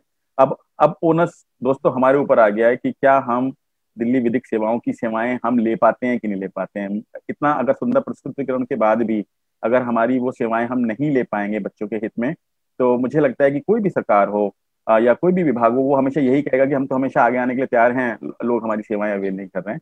तो बहुत बहुत धन्यवाद मैम। मैं आपसे दोबारा जुड़ूंगा और एक बार हम आपसे बात करेंगे कि कैसे हम और इसको जो जानकारी है उसको कैसे और गली गली तक, मोहल्ले तक ले जाके कर सकते हैं। बट आप अभी हमारे साथ रहिएगा, मैं कंक्लूडिंग रिमार्क्स भी आपके साथ चाहूंगा। धन्यवाद मैम। और मैं बुलाना चाहूंगा वैदेही मैडम को, जो कि बाल कल्याण समिति की चेयरपर्सन है, लाजपत नगर में आप बैठती हैं। वैदेही जी बहुत पुरानी हमारी जानकार साथी हैं, हमेशा जब भी बच्चों की बात होती है तुरंत अपना सहयोग और समय देती हैं। तो क्या वैदेही मैडम जी नमस्ते। नमस्ते सर। नमस्ते। तो मैम आपने सारी चर्चा सुन ली, शुरू से चल रही है, और आजकल अगर हम देखें कि पहले क्या था मैम कि जब शुरुआत हुई थी तो बाल कल्याण समिति के बारे में चर्चा करना बड़ा ऐसा लगता है क्या होता है बाल कल्याण समिति, कौन जानता है। Fortunately, with all the grace of good work done by बाल कल्याण समिति across the India, अभी लोगों को बाल कल्याण समिति पता चल गया है। CWC पहले लोग सोचते थे CWC तो एक पॉलिटिकल पार्टी का नाम था, तो इसलिए सोचते थे कि कुछ वो चल रहा है, बट अभी CWC के बारे में मैम लोग जानने लगे हैं, तो लिहाजा लोड भी ज्यादा आ रहा होगा और लोड भी आ रहा होगा। और अब ऐसे में ये पेंडेमिक और उससे संबंधित केसेस, तो मैम थोड़ा सा हमारे जो सुनने वाले हैं, जो ये कार्यक्रम में जुड़े हैं, उनको बताएं कि बाल कल्याण समिति खासकर पेंडेमिक में, सिर्फ पेंडेमिक को फोकस करते हुए बताइएगा क्या क्या वर्कलोड आपके ऊपर आ रहे हैं, कैसे कैसे आप डील कर रहे हैं, किन किन चीजों से आप उलझ रहे हैं, किन किन चीजों में आपको एनजीओ की मदद चाहिए या बाल चाइल्ड लाइन की मदद चाहिए। Thank you, sir. Thank you for having me here. Actually, a lot of schemes have been told by Mr. Kakaji also, and my previous speaker, Dalsa, she also spoke a lot of schemes. I just to recap the schemes which is already existing in the JJ Act, that all the CWCs should really put it in place and start working instead of say looking for a new schemes. The number one is of course sponsorship, then fit person, fit facilities, and group foster care and foster care. So these are our aim should be the last resort for the child care institutions. That all CWC members and chairperson should keep this in mind. क्या मैं आपसे निवेदन कर सकता हूँ कि आप थोड़ा हिंदी इंग्लिश बोल दीजिए, हम हिंदी इंग्लिश मिक्स कर दीजिए। आई डेली रिस्पेक्ट मैम कि आपकी मातृभाषा मतलब आपकी फर्स्ट लैंग्वेज नहीं है हिंदी, बट फिर भी अगर जैसे भी आपकी मिक्स कर दीजिए। ठीक है, मेरा there are lot of schemes है, सबने बता दिया। मैं एक दो स्कीम उन्होंने मिस किया वो मैं बताना चाहती हूँ। अब एक ऐसा बच्चे का फाइल्स आ रहे हैं, हम इस पेंडेमिक में through child line and department given an advertisement, उसी द्वारा भी हमको कॉल्स आ रहा है, और हमारा संस्थान वाले एनजीओ काम कर रहे हैं, उसी के द्वारा भी हमको कॉल्स आ रहा है। सो हम लोग सारा इंफॉर्मेशन कोलेक्ट कर हम ऐसे प्रोसेस हम रेगुलर करते हैं, वैसे SIR एंड ICCP हम बनाने शुरू करेंगे। एंड एज अ प्रोएक्टिव हमारा CWC से मैं डिस्ट्रिक्ट मैजिस्ट्रेट से कांटेक्ट किया, उनका पास पूरा डिटेल्स है, किधर डेथ हो गया और उनका बच्चे का क्या है, कौन कौन इसमें लीगल है, वो मेरा प्रोएक्टिव में मैंने मीटिंग ले लिया। मैंने उनसे लगभग 100 का बच्चे का फैमिली का डिटेल्स मुझे डिस्ट्रिक्ट साउथ से मिला अभी। सो मैं सोच रही हूँ कि 100 केसेस हमारे पास ऑलरेडी है, चाइल्ड लाइन बटरफ्लाई भी हमको ज्यादातर 15 केसेस को हमने भेज दिया एंड ईच केस में 3 बच्चे 4 बच्चे ऐसा होते हैं। सो लगभग हमारा 100 to 125 चिल्ड्रन हमारा पास इंफॉर्मेशन आ चुके हैं। इसके क्या इमीडिएट रीड दे दिया हमने, कोई संस्थान से बोला गया, थोड़ा ICDS से हमने बात किया और राशन इमीडिएटली हमने प्रोवाइड किया जाता है। फिर हमने सोचा ये सारा संस्थान को एक सपोर्ट पर्सन रखकर एंड सपोर्ट पर्सन द्वारा हम सब इंफॉर्मेशन कलेक्ट कर एंड जो बच्चे को क्या अप्रोप्रिएट स्कीम है उसी द्वारा हम लिंक कर सकते हैं। वैसे है बच्चे 14 तक के RT अप्लाई होते हैं, लेकिन अभी PM केयर्स में हमारा वो 14 भी आ चुके हैं। एंड सपोज ये ब्रेड विनर या लेबर डिपार्टमेंट है तो हम लेबर डिपार्टमेंट से भी हम कांटेक्ट कर सकते हैं। लेबर डिपार्टमेंट वाला health insurance and other benefits वो भी दे सकते हैं। अभी टीचर वाला स्पीकर्स ने वो चीज वो नहीं बता दिया। और ज्यादातर ब्रेड विनर या मेल ऑफ द फैमिली वो गुजर चुके हैं, वो वाइफ की विडो पेंशन स्कीम में हम लागू कर सकते हैं। सो एंड बिकॉज ये कैप है सीनियर सिटीजन्स में ज्यादा पेंडिंग भी है, लेकिन विडो स्कीम में कोई कैप नहीं है, इनको तुरंत मिल जाएगा ताकि वो मम्मी पैसा आने के बाद थ्रू स्पॉन्सरशिप पैसा आने के बाद बच्चे के साथ वो रह सकते हैं एंड बच्चे को अच्छा भविष्य देख सकते हैं। सो ये हमारा CWC का मेन मकसद है, within the family we have to do the rehabilitation.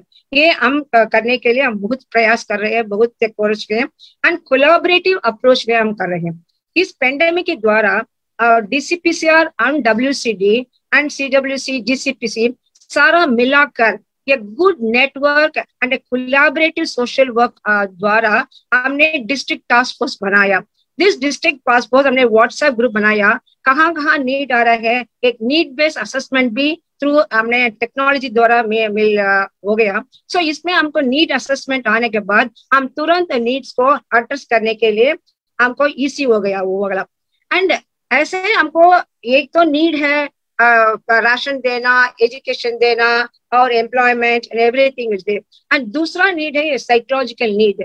आप you will not believe in case the father has died, the mother has called me, I don't know how to declare my husband's death to my child. So ये बहुत trauma है mother के लिए to tell how to tell the child also. So हमने psychologist से contact किया and through psychologist child psychology हमने ये cover through storytelling वो बच्चे को बता दिया। ये केस स्टडी में बता रही हूँ। So ऐसे हर वक्त हमको each case and each situation and इनका रेस्पेक्ट, इनका रेस्पॉन्स और इनका रिएक्शन अलग होते हैं। सो हमने ये एक केस को स्टडी कर इनको अप्रोप्रिएट सुविधा क्या क्या होते हैं उसी द्वारा लिंक करना वो अच्छा हो जाएगा वो बच्चे के लिए। क्यों हमने ये लिंक तो हमने किया, हम लिंक्स भी सर्विसेज भी जुड़ेंगे, लेकिन इसको हैंड होल्डिंग देना वो थ्रू CWC एंड DCPC द्वारा हो जाएगा। बिकॉज अनलेस हम बोल रहे हैं इनको बच्चे को पैसा नहीं चाहिए लिंक देने को, वो CNC पे नहीं है, ऐसा नहीं होते हैं। हम स्टेट इंटरवेन करना पड़ेगा, हैंड होल्डिंग देना पड़ेगा ताकि वो बच्चे एटलीस्ट 18 तक और अप टू 21 तक वो इनको थोड़ा डायरेक्शन मिलेगा। सो ये इसी द्वारा हम पेंडेमिक है, ऐसे हम district task force and CWC द्वारा हम लोग काम कर रहे हैं एंड हमने एक्टिव डिस्ट्रिक्ट मैजिस्ट्रेट भी मिला। सो हमारा काम थोड़ा आसान है, पहले इंफॉर्मेशन कलेक्ट करने के लिए, नीड असेस करने के लिए, फिर हम किससे जाना, कौन सा स्पॉन्सरशिप इनको इंक्लूड करना, थोड़ा 50% देना पड़ेगा। ये सारा सोचने के लिए हमको अभी टाइम है, हम सारा काम ऐसे कर रहे हैं इन पेंडेमिक में।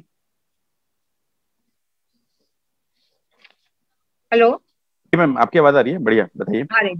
सो ये लॉट ऑफ स्कीम्स और नीति आयोग भी काका जी भी ने बता दिया, ये सारा PM केयर्स फंड से भी पैसा आ जाए तो वो सारा अभी हमको SOP से आ जाएगा। And instead of waiting for any new schemes as CWCs हम लोग स्पॉन्सरशिप शुरू करते हैं एंड 50% भी डिक्लेयर करते हैं। सो लाइक दिस हम लोग we are working for this child in this pandemic period and other things also. And सवाल आए थे, सपोज कोविड डेथ नहीं है या हार्ट अटैक में डेथ हो गई लेकिन हॉस्पिटल में हो गए, मैं DM ने मुझे क्लैरिफिकेशन दे दिया, ऐसे केस में कोई फीवर आ गया फिर हॉस्पिटल में एडमिट हो गए लेकिन cause of death heart attack आया तो DM का डिस्क्रिशनरी पावर है वो डेथ सर्टिफिकेट ऐसे ये कोविड डेथ देने के लिए। सो वो मैं आपको व्यूअर्स को बताना चाहती हूँ concerned DM can help you in declaring as a COVID death. So that can solve many problems. And though COVID death का मिले तो was linking with the schemes will become very easy. So this is my suggestions. And moreover in pandemic period हमारा बच्चे CCI में है, उन लोगों का हमने SDM द्वारा सारा इंस्टीट्यूशंस में RT-PCR टेस्ट किया, एंड उधर कोई बच्चे कोविड पॉजिटिव हुआ था उनको हम आइसोलेट कर फिर दोबारा अगेन RT-PCR टेस्ट कर इनको हमने मेन स्ट्रीम में लाया. सो हमने ये this pandemic period has really proved for the collaborative networking social work in my view. DCPCR, WCD, DCPU, CWC and DM office and all the support of the NGOs. Thank you ma'am, thank you so much ma'am. कुछ 2-3 सवाल मैं आपके quickly आपसे पूछना चाहता हूँ और उसके बाद फिर हम अपने जो चाइल्ड लाइन के जो प्रतिनिधि हैं CIF के उनकी बात सुनेंगे. मैम एक तो सवाल ये कि जैसे ये चर्चा उठ रही है कि मान लीजिए बच्चा है और अब क्योंकि जैसे स्कीम आई, जैसे ये हुआ कि भाई ये आपको आवाज आ रही है मैम? यस आ रही है. आवाज आ रही है आपको? आ रही सर. यस जैसे ये स्कीम आई तो जी तो क्या हुआ कि एकदम से इंटरेस्ट क्रिएट हो गया एक्सटेंडेड फैमिलीज का, और बीच में ना मैम जैसे हम ये खबर सुनते हैं कि कोई बच्चा, जैसे अब क्या हुआ, अभी भी किसी ने लिख दिया है, अभी मैं चैट करते करते ही किसी ने लिख दिया कि क्या हम ऐसे बच्चों को अडॉप्ट कर सकते हैं. तो इसको लेकर बड़ा कंफ्यूजन हो गया. और लोगों के मन में क्या आता है, मतलब जो इमेजिनेशन आता है कि एक तरफ कहीं सड़क पर एक बच्चा होगा छोटा सा बैठा रो रहा होगा और उससे पूछा बेटा क्या हुआ, कि जी मेरे दोनों मम्मी पापा कोरोना से मर गए, अब मैं क्या करूं. तो मेरा जो सवाल है मैम वो ये है कि बच्चों की कैटेगरीज है, छोटा भी है, 6 साल से छोटा भी है, वो 15 साल का भी हो सकता है, वो 18 से नीचे भी हो सकता है. ये जो गोद लेने वाली बात उठी है इसको थोड़ा सा क्लैरिफाई कर दीजिए कि क्या एक्सटेंडेड फैमिलीज को पहला मौका मिलता है गोद लेने का, जैसे कि बाप दादी, नाना नानी, चाचा चाची, जिसको आप कागज पे प्रूव कर सकें कि हाँ ये बायोलॉजिकल एक्सटेंडेड पेरेंट्स हैं, या आप कोई भी बच्चा हो पहले उसको पोर्टल पे ही भेजेंगे और वहां से तय होगा? ये बड़ा कंफ्यूजन है मैम, ये बता दीजिए प्लीज. ये आई थिंक ये कंफ्यूजन मैं आपको ऐसे बता दूं, ये पहला एक्सटेंडेड फैमिली मिल जाएगा तो हम पोर्टल में डालने की कोई जरूरत नहीं है. हम एक्सटेंडेड फैमिली वैसे दादा है, बुआ है, हम इनको फिट पर्सन भी डिक्लेयर कर सकते हैं. We need not use the word adoption, हम इनको फिट पर्सन लिख सकते हैं. एंड हमारा निगरानी में वो रहेंगी, वो बच्चे को क्या क्या लिंक है वो भी हम बता सकते हैं. सो कि कोई फाइनेंशियल डिफिकल्टी में उनको नहीं आएगा, बट लेकिन बच्चे को केयर इन फैमिली के साथ मिलेगी. वो पहला कंफर्ट जोन है. सो कोई नहीं है एक्सटेंडेड फैमिली मना करते तो बच्चे तो फिर हमने पोर्टल में डालने के लिए जरूरी है. सो पहला मैम अगर जो पहला preference will be extended person if they are going to ready to take it, and we can do counselling of the parents. अभी आपने जी मैम आपने जैसे बोला ना फिट पर्सन, तो उसकी तो एक ड्यूरेशन होगी, बट यहाँ हम पूरी जिंदगी के मतलब आगे चल के वही बच्चा उनको अपना अभिभावक समझेगा लीगल पेरेंट के रूप में. तो क्या कहीं आगे जाके साल 2 साल बाद 5 साल बाद फॉस्टर केयर में डाल सकते हैं हम? They will become foster parents. Okay. They become foster parents. Okay. They will become foster. ये उत्तर मुझे मिल गया. दूसरा टाइम कि अब मान लीजिए कि बच्चा 14 साल का है और वो सब सकता है और वो कहता है कि नहीं मेरे पास घर है और मेरे एक झोपड़ी है या मेरे पास एक छोटी सी झुग्गी है और मैं इसी में रहूंगा, मैं कहीं नहीं जाना चाहता. क्या आप फोर्सिबली भी गोद दे सकते हैं किसी को?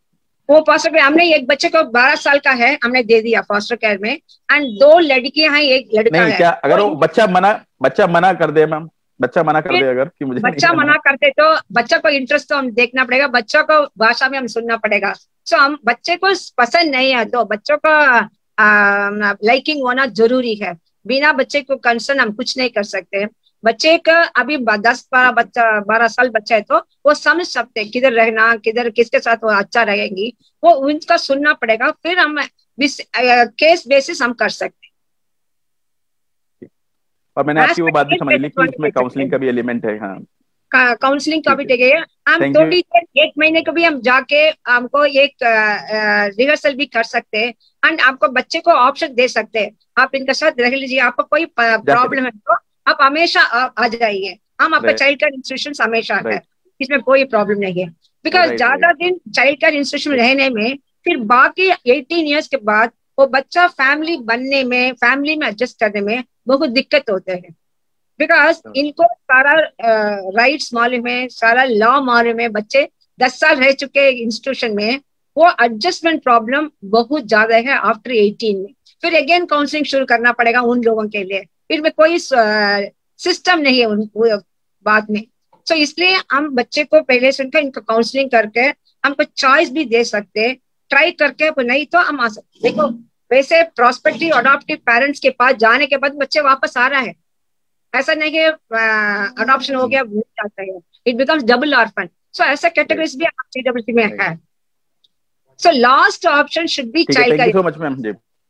या थैंक यू। ठीक है, thank you so much Wali ma'am, बहुत ही अच्छा आपने सारी जानकारी, और कितने कठिन सवाल मैंने आपसे पूछे और आपने बहुत ही आसानी के साथ सबका जवाब दिया, और बहुत अच्छे से समझाया भी कि कैसे बच्चे का भी अधिकार है, कैसे लीगल गार्जियन का जो भी आपने जो हमें प्रोसेस समझाया, बहुत बहुत धन्यवाद उसके लिए।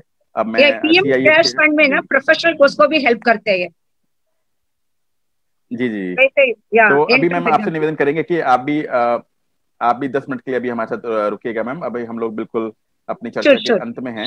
अब मैं बुलाना चाहूंगा Sheejan Thomas, Childline India Foundation से। शीजन, आप अपना अगर हमसे बात शुरू करें, और चाइल्ड लाइन का नाम जो है इस समय पूरे भारत में जितना ज्यादा पॉपुलरिटी के साथ भारत सरकार ने और स्टेट गवर्नमेंट ने पॉपुलराइज किया है, निश्चित रूप से एक बहुत बड़ा जिम्मेदारी, बहुत बड़ा लोड जो है वो चाइल्ड लाइन और चाइल्ड लाइन टीम के ऊपर आया है। तो बहुत बहुत स्वागत करते हुए शीजन, सिर्फ और सिर्फ कोविड पे फोकस करते हुए अपनी बात को रखें कि इस समय चाइल्ड लाइन में किस प्रकार के कॉल आ रहे हैं,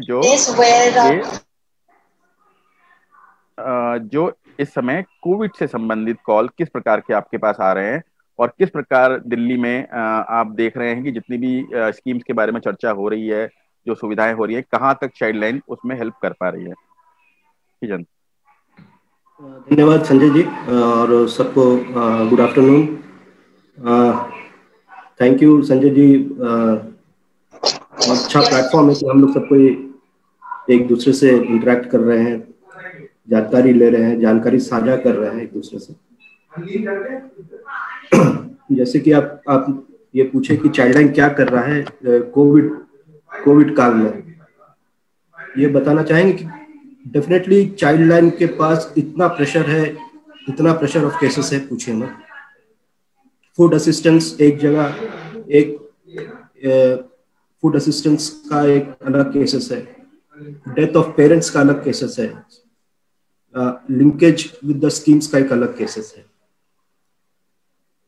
और इन तीनों को केसेस में जाके असिस्ट करने के लिए, असिस्ट जो हम लोग कर रहे हैं वो बहुत ही चैलेंजिंग है, बहुत ही चैलेंजिंग।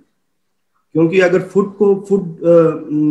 जैसे कि फूड असिस्टेंस भी अगर हम लोगों को देना होता है तो डेफिनेटली कॉल तो आता है, लेकिन हर एक कॉल को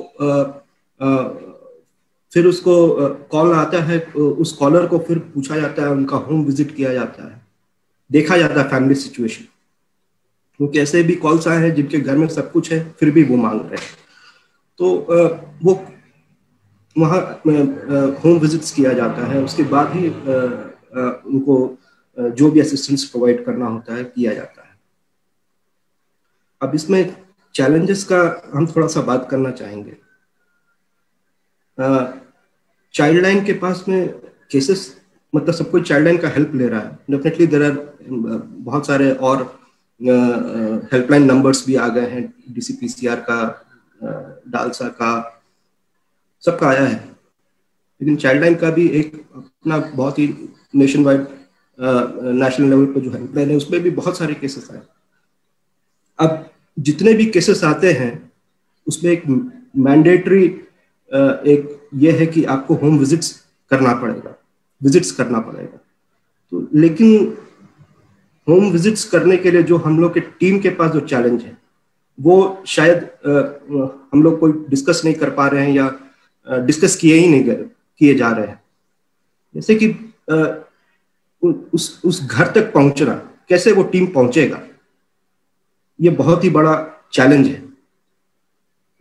आज से शायद दिल्ली में थोड़ा सा कम हो गया है, लेकिन पहले तक मतलब कल तक या 15-20 दिन पहले तक या 1 महीना पहले तक क्या हाल था, कैसे वहां टीम पहुंचेगा, इसका कोई समाधान नहीं हो पा रहा था। ट्रांसपोर्ट बसेस में अगर चल रहे हैं तो आपको डेफिनेटली दिखाना पड़ता है पासेस। अब सबके पास शायद पास नहीं है, लेकिन वो चाइल्ड लाइन टीम मेंबर है, वो अपना आई कार्ड दिखा रहा है कि they are going for a case intervention, लेकिन बसेस से उनको मतलब नीचे उतारा जा रहा है, ट्रांसपोर्ट फैसिलिटीज है नहीं। तो मेरा ये एक बहुत कंसर्न रहेगा पूरे टीम, मतलब मेरे टीम के लिए, पूरे चाइल्ड लाइन दिल्ली के लिए, कि भाई चाइल्ड लाइन को क्यों नहीं एक दर्जा दिया जा रहा है कि एक कोरोना वॉरियर्स का दर्जा, जैसे हेल्थ डिपार्टमेंट में सारे लोगों को एक कोरोना वॉरियर्स का दर्जा दिया गया। They don't need any passes, वो जा सकते हैं, मतलब ये कुछ भी काम करने के लिए जा सकते हैं, लेकिन ऐसा केस हम लोग के लिए नहीं है। चाइल्ड लाइन के लिए वैसा केस है ही नहीं। हम लोग का टीम जाता है बहुत परेशानी के बाद, पुलिस कभी कभी रोक देता है, बहुत सारा सवाल जवाब होता है, सवाल जवाब होने के बाद में वो जो टाइम वेस्टेज है, 1 या 1.5 घंटा 2 घंटा जो टाइम वेस्टेज है, उसका भरपाई हो ही नहीं पाता। उसके बाद भी लेकिन केसेस आते जा रहे हैं, वो बढ़ता जा रहा है केसेस, सबको असिस्ट करना बहुत ही मुश्किल पड़ जाता है। दूसरा, आई डोंट नो, खाका साहब शायद नहीं है, दिल्ली स्टेट गवर्नमेंट के जो रिप्रेजेंटेटिव थे नहीं है, लेकिन जो CWC चेयरपर्सन है वैदेही जी, मैडम अगर आप सुन पा रहे हैं तो क्यों नहीं जो डिस्ट्रिक्ट चाइल्ड लाइन्स है या रेलवे चाइल्ड लाइन्स है, उनको मतलब CWC अगर विजिट करना हो या अगर केस इंटरवेंशंस करना हो, जाना पड़ता, तो क्यों नहीं उनके लिए कुछ फैसिलिटीज अगर हम लोग मतलब अगर उनको दिया जाए ट्रांसपोर्ट के लिए, तो वो बहुत ही अच्छा रहेगा। हेलो, नहीं, मैं आपकी बात सुन रहा हूँ, और एक बार आप अपनी बात कह लें, फिर हम जो ऐसे कोई स्पेसिफिक सवाल है तो उनसे पूछ लेंगे कि क्या व्यवस्था हो सकती है, क्योंकि लीगल एड अथॉरिटी के भी मैडम हमारे साथ जुड़ी हैं, तो उनसे भी पूछेंगे कि क्या कुछ व्यवस्था हो सकती है। पर आप अपनी बात रखें, आप बहुत ही गहरी और बहुत ही बारीक बातें रख रहे हैं इम्प्लीमेंटेशन की, जो लोगों को जानना जरूरी है, क्योंकि जब 10-9-8 उनके पास समय से नहीं पहुंच पाती है, तो वो उसकी जो हीट होती है और उसका जो गुस्सा होता है, वो भी 10-9-8 की टीम झेलती है कि आप समय से नहीं पहुंचे, जबकि आप जो बता रहे हैं ये सुनना बहुत जरूरी है। Exactly, बस में से भी उतार देते हैं जी। एग्जैक्टली संजय सर, ये जो बात जो हम बताए हैं कि बहुत लोगों के दिमाग में रहता है कि चाइल्ड लाइन नहीं आ रहा है, चाइल्ड लाइन कैसे आ पाएगा अगर उसके साथ अगर ऐसा हो रहा है। तो दूसरा एक बहुत बड़ा चैलेंज हुआ जो कि डेफिनेटली कोरोना चैलेंज है। तो मतलब बहुत सारे हमारे टीम, मतलब जितने 15 यूनिट है रेलवेज को मिला के, उसमें से हर एक यूनिट में 2 या 3 मेंबर अफेक्टेड है। वो 2 या 3 मेंबर गए, मतलब कि अब मेरे पास बाकी है 8 या 9, और 8 या 9 जन एक साथ तो एक समय पे नहीं रहेंगे, अलग अलग शिफ्ट्स में रहेंगे। अब वो अलग अलग शिफ्ट्स में जब रहते हैं, तब वो केस को डील करना बहुत ही मुश्किल है। नाइट आवर्स में अगर कोई केस आता है, वहां तक जाना उससे भी बड़ा डिफिकल्टी है। कैसे उसको हैंडल किया जाए, कैसे असिस्ट किया जाए। डेफिनेटली हम लोगों को थोड़ा ये भी समझना पड़ेगा कि चाइल्ड लाइन का लिमिटेशंस कहाँ है, हम लोग कहाँ तक इंटरवीन कर सकते। कोलैबोरेशन बहुत ही जरूरी है, ना कि अब चाइल्ड लाइन को बोला जाए कि SIR भी आप ही करिए। तो ये थोड़ा बहुत हम लोग को सोचना पड़ेगा, समझना पड़ेगा। इन कोलैबोरेशन सभी डिपार्टमेंट्स को एक साथ आके काम करना पड़ेगा। चाइल्ड लाइन का कहाँ तक रोल है ये हम लोग पहले भी बता चुके हैं, लेकिन एज ए ह्यूमैनिटेरियन हम लोग चाइल्ड लाइन कभी कभी अपना उस बाउंड्री को क्रॉस करके भी काम करते हैं। ठीक है, थैंक यू। मुझे लगता है सृजन, आपने बहुत ही संजीदगी से और बहुत ही विनम्रता से अपनी सारी बातें की, और सारे अधिकारी यहाँ बैठे हैं, उन्होंने सुनी भी होंगी।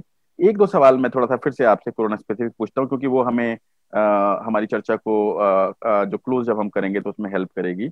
एक तो ये बताइए कि जो बच्चों को आप जाके केस अटेंड करते हैं और लाते हैं, और खासकर जो ये वाले कॉल हैं अभी कि साहब ये बच्चे के अभिभावक में से एक की मृत्यु हो गई या 2 की मृत्यु हो गई, क्या इस तरह के केस आपके पास आने शुरू हो गए हैं?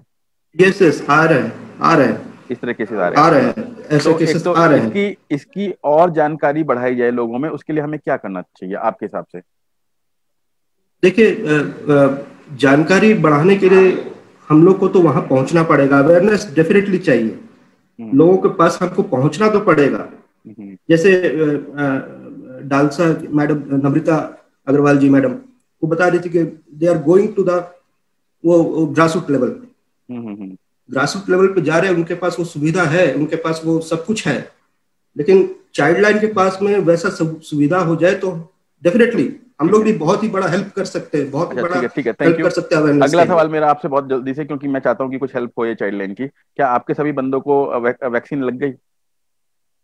वैक्सीन सभी को नहीं लगा है सर, हम लोग क्या हम प्रायोरिटी में, हाँ तो प्रायोरिटी में, क्योंकि ना कल ये बात मेरी कुंडू साहब से हुई है परसों, और अभी हमारे सलाम साहब भी इस बात को सुन रहे हैं, तो उन्होंने हमसे ये कहा था कि कुछ बातें जो हैं कहीं नहीं जाती हैं, मतलब आप जरूरी नहीं कि हर चीज का वो हो, तो बस समाधान है।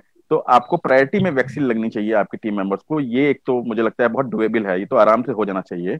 दूसरा, जो आपने कहा कि आपका मूवमेंट रेस्ट्रिक्ट हो रहा है और आपको पुलिस वाले एक एक घंटा खड़े करके बात करते हैं, उसकी डेफिनेटली व्यवस्था हो सकती है। मैं अभी विदेही मैम ने भी कैमरा खोल लिया, उनसे निवेदन करूंगा मैम ये व्यवस्था तो होनी चाहिए। अगर एक चाइल्ड लाइन का कार्यकर्ता मूव ही नहीं कर पाएगा तो वो केस कैसे अटेंड करेगा?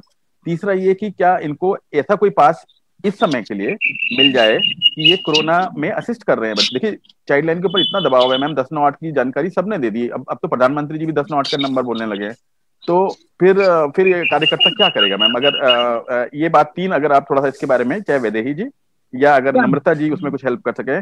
और शीजन साहब हमें आपकी बात सुनिए, बहुत बहुत धन्यवाद। अभी कोई सवाल होगा तो मैं आपसे पूछूंगा, वैदेही मैडम जवाब दे रही हैं जी। This question was addressed in the first DCP sir meeting, and Mr. Kundu has assured people can send the letter to me. I will issue the immediate pass. There is no problem. And they can approach the concerned DM also, or they can approach me. Then we can also work with them. I worked with South Butterfly, and we got it done. Okay, great. Yeah. तो एक तो उत्तर ये मिल गया। Vaccination, and government has taken all the information from all the CCA staff, because the child care givers should be protected first, because they are the children. So the vaccination drive is going to be take place, but the government has said only 45 plus. So that is why it is getting stopped somewhere. Okay, if they are above 45, immediately SDM can arrange it. There is no problem. The district of course will work. तो एक काम कर लेते हैं, शीजन साहब आपका कोई सवाल है, आप बताइए।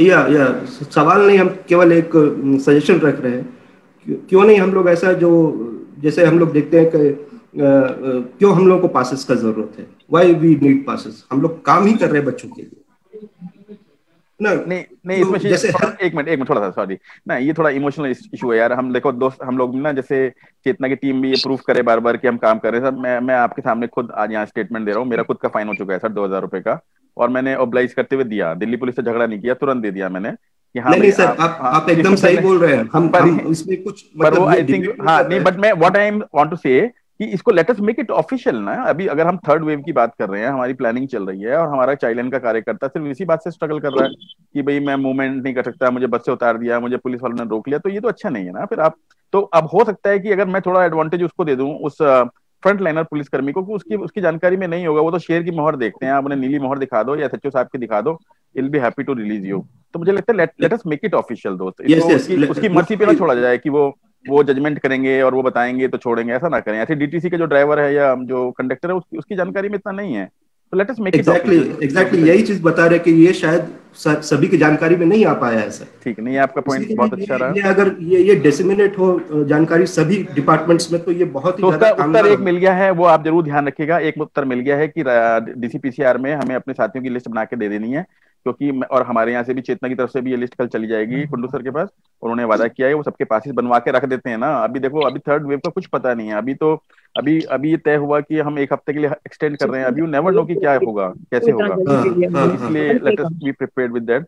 तो मुझे लगता है कि मैं 1 मिनट के लिए अब आपको शीजन रोकना चाहूंगा, और मैं अब जो है, क्योंकि हमारे सारे स्पीकर्स अपनी बात रख चुके हैं, 2-3 सवाल जो हैं जो हमारे लोग सुन रहे हैं, बहुत विनम्रता के साथ, बहुत ही छोटा, मतलब आपको इसकी एनालिसिस नहीं करनी है, जितनी बात हो गई कि उसने ये सही कहा या इसने सही कहा, आपके क्वेरीज कोई हों और अथॉरिटीज हमारे साथ हैं, तो आप 1-2 लोगों को मैं मौका देना चाहता हूं, तो आप अगर अपना हैंड रेज करें चैट बॉक्स में तो मैं देख पाऊंगा। सर इजराइल बालक भी हमारे साथ जुड़ा हुआ है जी, इजराइल की बात हम जरूर सुनना चाहेंगे, अगर इजराइल बालक जुड़ गए हैं तो बट मैं हम्बली निवेदन करूंगा कि ये नाम जो है ना बोला जाए। मैं उनका नाम इस्माइल करके उनको संबोधित करूंगा। इस्माइल, आप अपनी बात रखें प्लीज।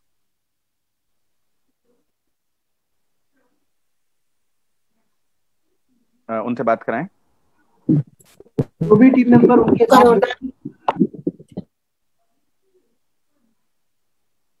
बात कराएं। नमस्ते, मेरा नाम इजराइल है। नमस्ते। कोरोना में क्या हुआ कोरोना में? कोरोना में अच्छा, कब हुई डेथ उनकी? कब हुई उनकी मृत्यु?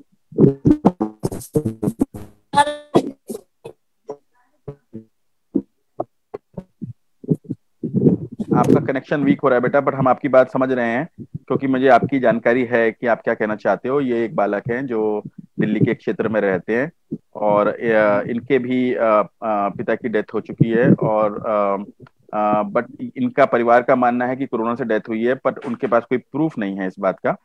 तो पर जैसे कि अभी हमें इस बात का उत्तर मिल चुका है ऑलरेडी और हमारे भी साथियों ने सुन लिया है, चाइल्ड लाइन के कार्यकर्ताओं ने सुन लिया है, सबने सुन लिया है कि दिल्ली लीगल एड अथॉरिटीज में मदद कर देगी बच्चे का केस बनाने में, उनका घर विजिट करके उनके लक्षण के आधार पर, उनके मेडिकल रिपोर्ट्स के आधार पर ये काम हो सकता है।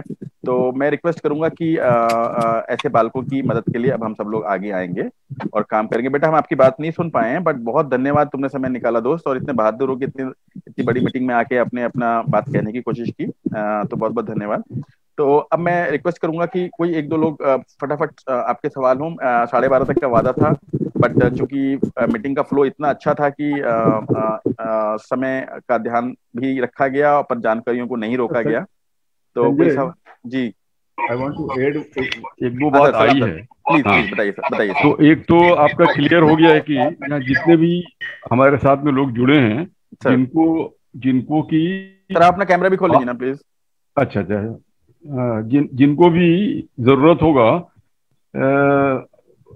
पास के लिए they can contact that will immediately done, वो कोई इशू नहीं है। ठीक है। एक चूंकि एडॉप्शन पर बात आया है, एडॉप्शन के ऊपर मैं आपको थोड़ा सा बात बताऊं कि ऐसा इस हालत में ऐसे बहुत सारे केसेस हमारे सामने में आए हैं कि एडॉप्शन में लोग अपने आप अरेंज कर लिए कि हाँ ये बच्चा हमारे हमको दे दो और ऐसा करो। कई सारे कुछ फोन कॉल्स आए हैं जिसको हमने ने यहाँ कमिश्नर ऑफ पुलिस को कई सारी चिट्ठी लिखी है, बाकायदा वो फोन कॉल अब चल रहा है, इंक्वायरी भी चल रहा है।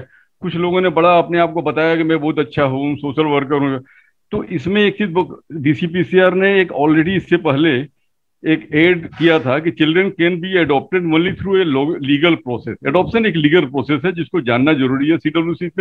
CWC has to declare the child as legally free for adoption. वो सब जान ले कि अगर कोई भी ऐसा केस यहाँ पर हो तो तुरंत डीसीपीसीआर को उसका इन्फॉर्म करें कि ऐसा एक गलत काम चल रहा है। दूसरा चीज कि जो स्पॉन्सरशिप एक चीज का जो हम बात कर रहे हैं, देखिए एक्सटेंडेड फैमिली और फोस्टर फैमिली दो अलग अलग चीज है। Foster family is not extended family.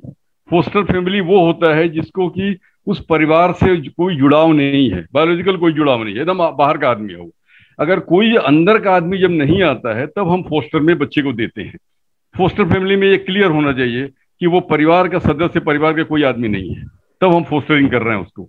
तो फोस्टर फैमिली को सीडब्ल्यूसी फिट पर्सन डिक्लेयर करती है और उसके बाद में उस बच्चे को अगर वहाँ टेम्पोररी प्लेसमेंट करते हैं और बाद में अगर वो देखते हैं कि वो बच्चा वहाँ ठीक से रह रहा है तो अपने मॉनिटरिंग पे उस बच्चे को वहाँ प्लेस किया जाता है। और दूसरा जो आपका एक्सटेंडेड फैमिली, दादा दादी, नाना नानी, बुआ, मामा, चाचा, ये सब जो है फैमिली का पार्ट है। एक चीज है कि अगर ये लोग चाहते हैं खुद रखना, हमारे भी परिवार हैं, तो उनको सीडब्ल्यूसी में आने की कोई जरूरत नहीं है। उनका एक अपना, चूंकि परिवार का बच्चा है, मेरे भाई का लड़का अगर है और मैं उसका केयर कर सकता हूँ, मेरे भाई अगर नहीं रहे या कोई, तो मैं मेरे पास वो मेरी जिम्मेदारी है मेरा, तो मैं अगर रख रहा हूँ तो वो सीएनसीपी जब तक नहीं होगा तो सीडब्ल्यूसी के पास नहीं जाएगा।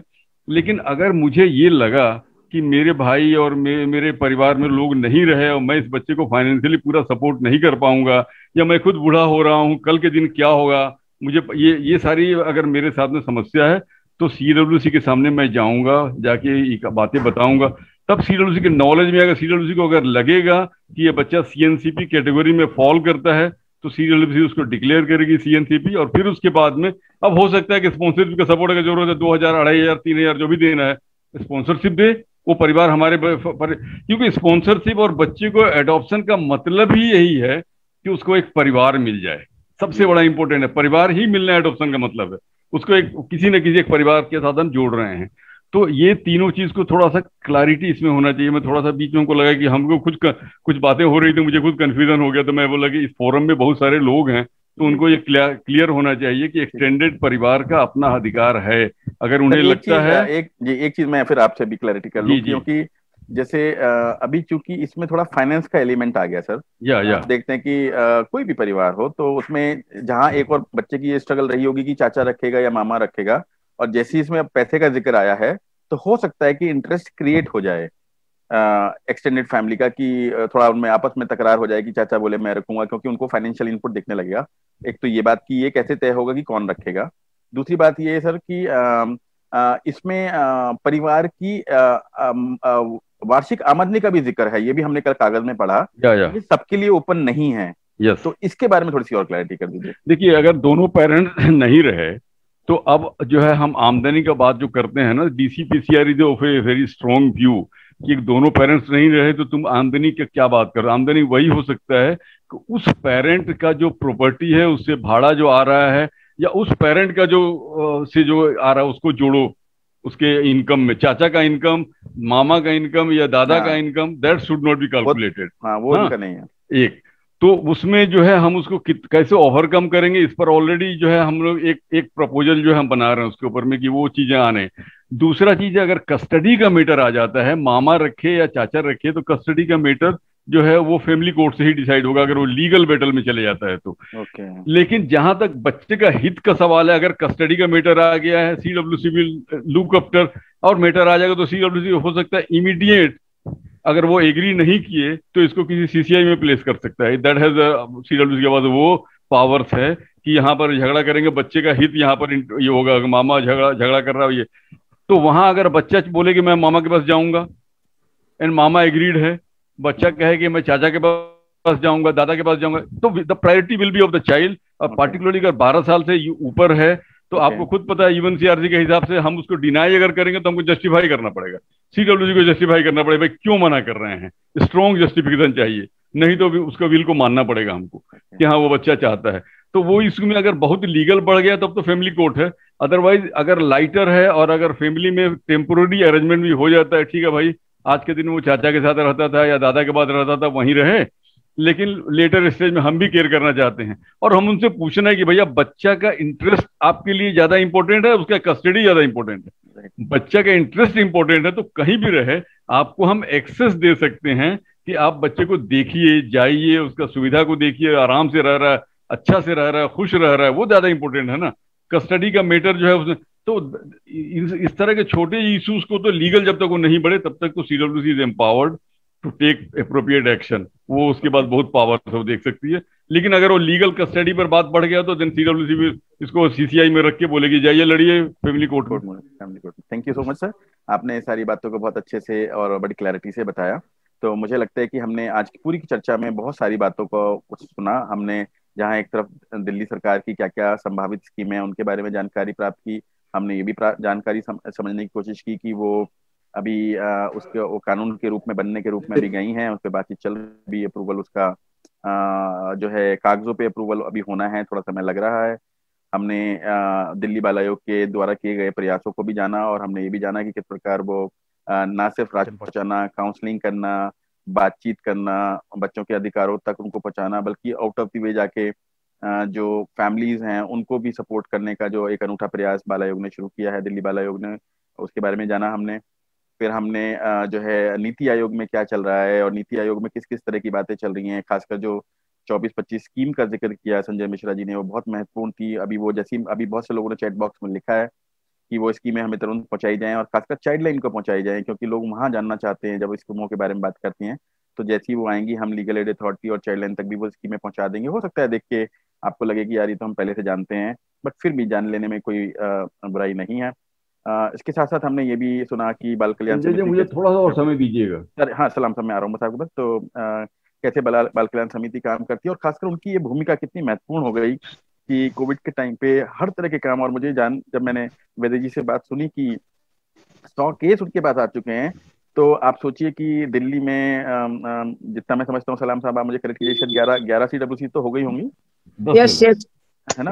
तो 10 हो गई है मान लीजिए। तो 10 के पास अगर मैं 100 से भी औसत गुणा कर दूं तो 1000 बच्चे मतलब ना हो तो 800, 900, 1000 बच्चे आ ही रहे हैं। अभी राष्ट्रीय बाल आयोग ने 1700 प्लस की एक लिस्ट जारी की है कोर्ट में कि ये बच्चों के केसेस आए हैं। तो और दिल्ली भी उसमें अब संख्या में अनफॉर्चुनेटली कंट्रीब्यूट कर रहा है। तो निश्चित रूप से ये सही समय आ गया है कि जब दिल्ली में हम इसके बारे में चर्चा शुरू करें। बीच में इस तरह की घटनाएं सुनने में आने लगी थी कि दिल्ली में ये केसेस नहीं हैं। तो मैं आज आपके सामने ये एक्सेप्ट करता हूँ और एडमिट करता हूँ कि एज चेतना हेड मेरी भी आज आंखें खुल गई हैं ये सुन के कि भाई इतने केसेस अगर दिल्ली में आ रहे हैं तो निश्चित रूप से ये एक कोई बहुत खुशी की खबर नहीं है। We have to be really alert and cautious. सलाम साहब बताएं। मुझे सर इसमें सारे लोगों को एक रिक्वेस्ट है कि DCPCR ने एक बहुत ही अनोखा इसकी ये लिया है, इनिशिएटिव लिया है। इन्होंने गवर्नमेंट और जितने प्राइवेट बड़े हॉस्पिटल्स हैं उनसे एक डेटा लिया है कि ड्यूरिंग कोविड पीरियड कितने ऐसे पेरेंट्स जिनके दोनों पेरेंट्स या सिंगल पेरेंट डेथ किए हैं, उस लिस्ट में करीब हमारे पास अभी 2000 के आसपास इस तरह के लिस्ट आए हैं, जिसको कि हम अपने वॉलंटियर को लेकर उसको वेरीफाई करा रहे हैं कि ऐसे बच्चे उस परिवार के अब बच्चे कहाँ हैं और किस स्थिति में हैं। तो उस पर हम रेगुलर काम कर रहे हैं एक सर्वे का। और हमारा ये प्रयास है कि जितने बच्चे इसमें वल्नरेबल निकलेंगे उनको स्पॉन्सरशिप स्कीम या तो through CWC department of WCD के थ्रू उसको कैसे दिया जाए। दूसरा है जो गवर्नमेंट स्टेट गवर्नमेंट जो डिक्लेयर किए या तो वहां से लिंक करें। और तीसरा है कि हम लोगों ने उसके लिए एक ओपन रखा है कि जो NGO हेलो जी बोलिए सर, वो बीच में कुछ जो NGO इसमें सपोर्ट करना चाहते हैं इन कोलैबोरेशन विथ DCPCR, जो आपके जो बड़े फंडिंग एजेंसी हैं, सपोर्ट एजेंसी हैं या इम्प्लीमेंटिंग एजेंसी है जो कि रिसोर्स जनरेट कर सकते हैं और वो ऐसे बच्चों को सपोर्ट करना चाहते हैं, उनके साथ में DCPCR एक मेमोरेंडम ऑफ अंडरस्टैंडिंग कर रही है कि इन बच्चों को, क्योंकि बहुत सारे बच्चे जो CNCB के कैटेगरी में अपने आप को डिक्लेयर कराना नहीं चाहेंगे, वहां नहीं जाएंगे, लेकिन वो बच्चे जेन्युइनली वो हेल्प उनको जरूरत है उनकी पढ़ाई के लिए। हो सकता है गवर्नमेंट स्कूल में पढ़ रहे हों, हो सकता है प्राइवेट स्कूल में पढ़ रहे हों, और बहुत सारे ऐसे लोग हैं जो चाहते हैं कि वैसे बच्चों का कोई माँ बाप नहीं रहने के बाद में भी कोई फर्क न पड़े, हम उनको सपोर्ट करें। तो हम जो अभी हक के साथ में एक तैयारी कर रहे हैं, आने वाले टाइम में रेलवे चिल्ड्रन इंडिया से भी हम बात कर रहे हैं कि अगर ये तैयार हों तो इस तरह के बच्चे जो हमारे पास में जो सपोर्ट के लिए हमारे पास आएंगे उनको हम इनके साथ जोड़ देंगे, जो कि हो सकता है CWC को डिफिकल्टी हो इन डिक्लेयरिंग देम CNCP, तो डायरेक्ट यहाँ के थ्रू से भी आ सकता है। और CWC से भी हम आने वाले टाइम में कहेंगे कि आप जिन बच्चों को सपोर्ट नहीं कर पा रहे हैं उन केसेस को, सपोज रिसोर्स क्रंच हो और कोई बात हो, तो DCPCR में भी आप भेज दीजिए। तो DCPCR से जुड़े अगर कुछ ऐसे NGOs हैं जो डायरेक्ट सपोर्ट करेंगे और वो डायरेक्ट वो बच्चों के साथ में जुड़े रहेंगे, DCPCR सिर्फ एक मॉनिटरिंग बॉडी रहेगी कि वो प्रोसेस सही चल रहा है, तो उसमें हम बहुत सारे बच्चों को सपोर्ट कर पाएंगे। तो मेरा यहाँ एक कहना ये था कि जो लोगों को भी ऐसा लगे कि ऐसे बच्चे हैं, they can call at the helpline of DCPCR and give this information. और उसके बाद DCPCR के हेल्पलाइन के थ्रू जब वो आ जाएंगे तो फिर DCPCR खुद फॉलो अप करेगी उन लोगों की, अपना डिटेल वो बता देंगे कि ये हमारा डिटेल है और हमारे पेरेंट्स, हमारे इन बच्चों के दोनों पेरेंट्स की डेथ हो चुकी है और ये बच्चे यहाँ इस एड्रेस में रह रहे हैं, देन उनका फोन नंबर ये है।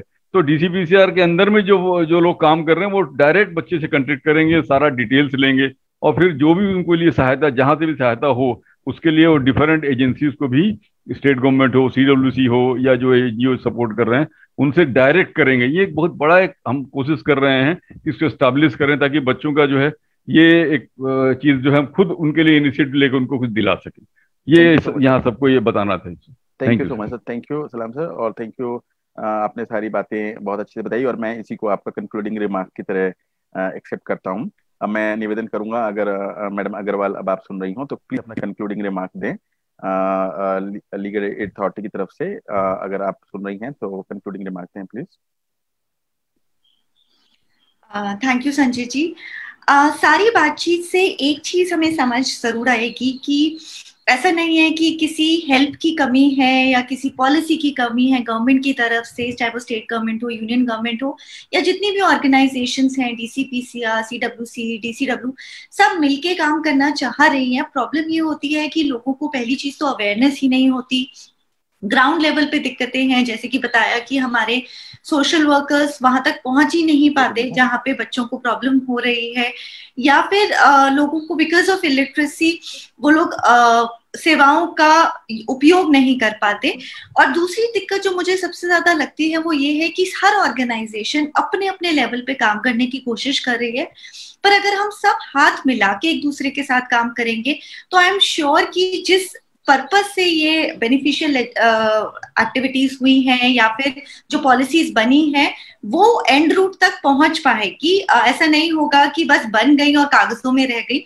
तो इंडिविजुअल लेवल पे काम करने से बेटर है अगर कोई भी ऑर्गेनाइजेशन या कोई भी एनजीओ इंडिविजुअल लेवल पे काम कर रही है तो उसको प्रॉब्लम्स आ ही रही हैं। जैसे कि बात हो रही थी चर्चा के दौरान कि सोशल वर्कर्स नहीं पहुंच पाते, या फिर जो ऑर्गेनाइजेशंस का प्रॉब्लम है कि वो ग्रास रूट लेवल तक नहीं पहुंच पाते। तो हम सब हाथ मिल के एक साथ काम करते हैं ताकि एक दूसरे को जो भी प्रॉब्लम्स हो रही है लोगों को हेल्प पहुंचाने के लिए वो हम एक दूसरे की वो हेल्प कर सके, और सब साथ मिलके अल्टीमेटली वो बच्चे जिन्होंने बहुत कुछ खो दिया यंग एज में, ये इंश्योर करें कि कल को वो एक रिस्पॉन्सिबल सिटीजन्स बन सके, वो अपने पैरों पे खड़े हो सके।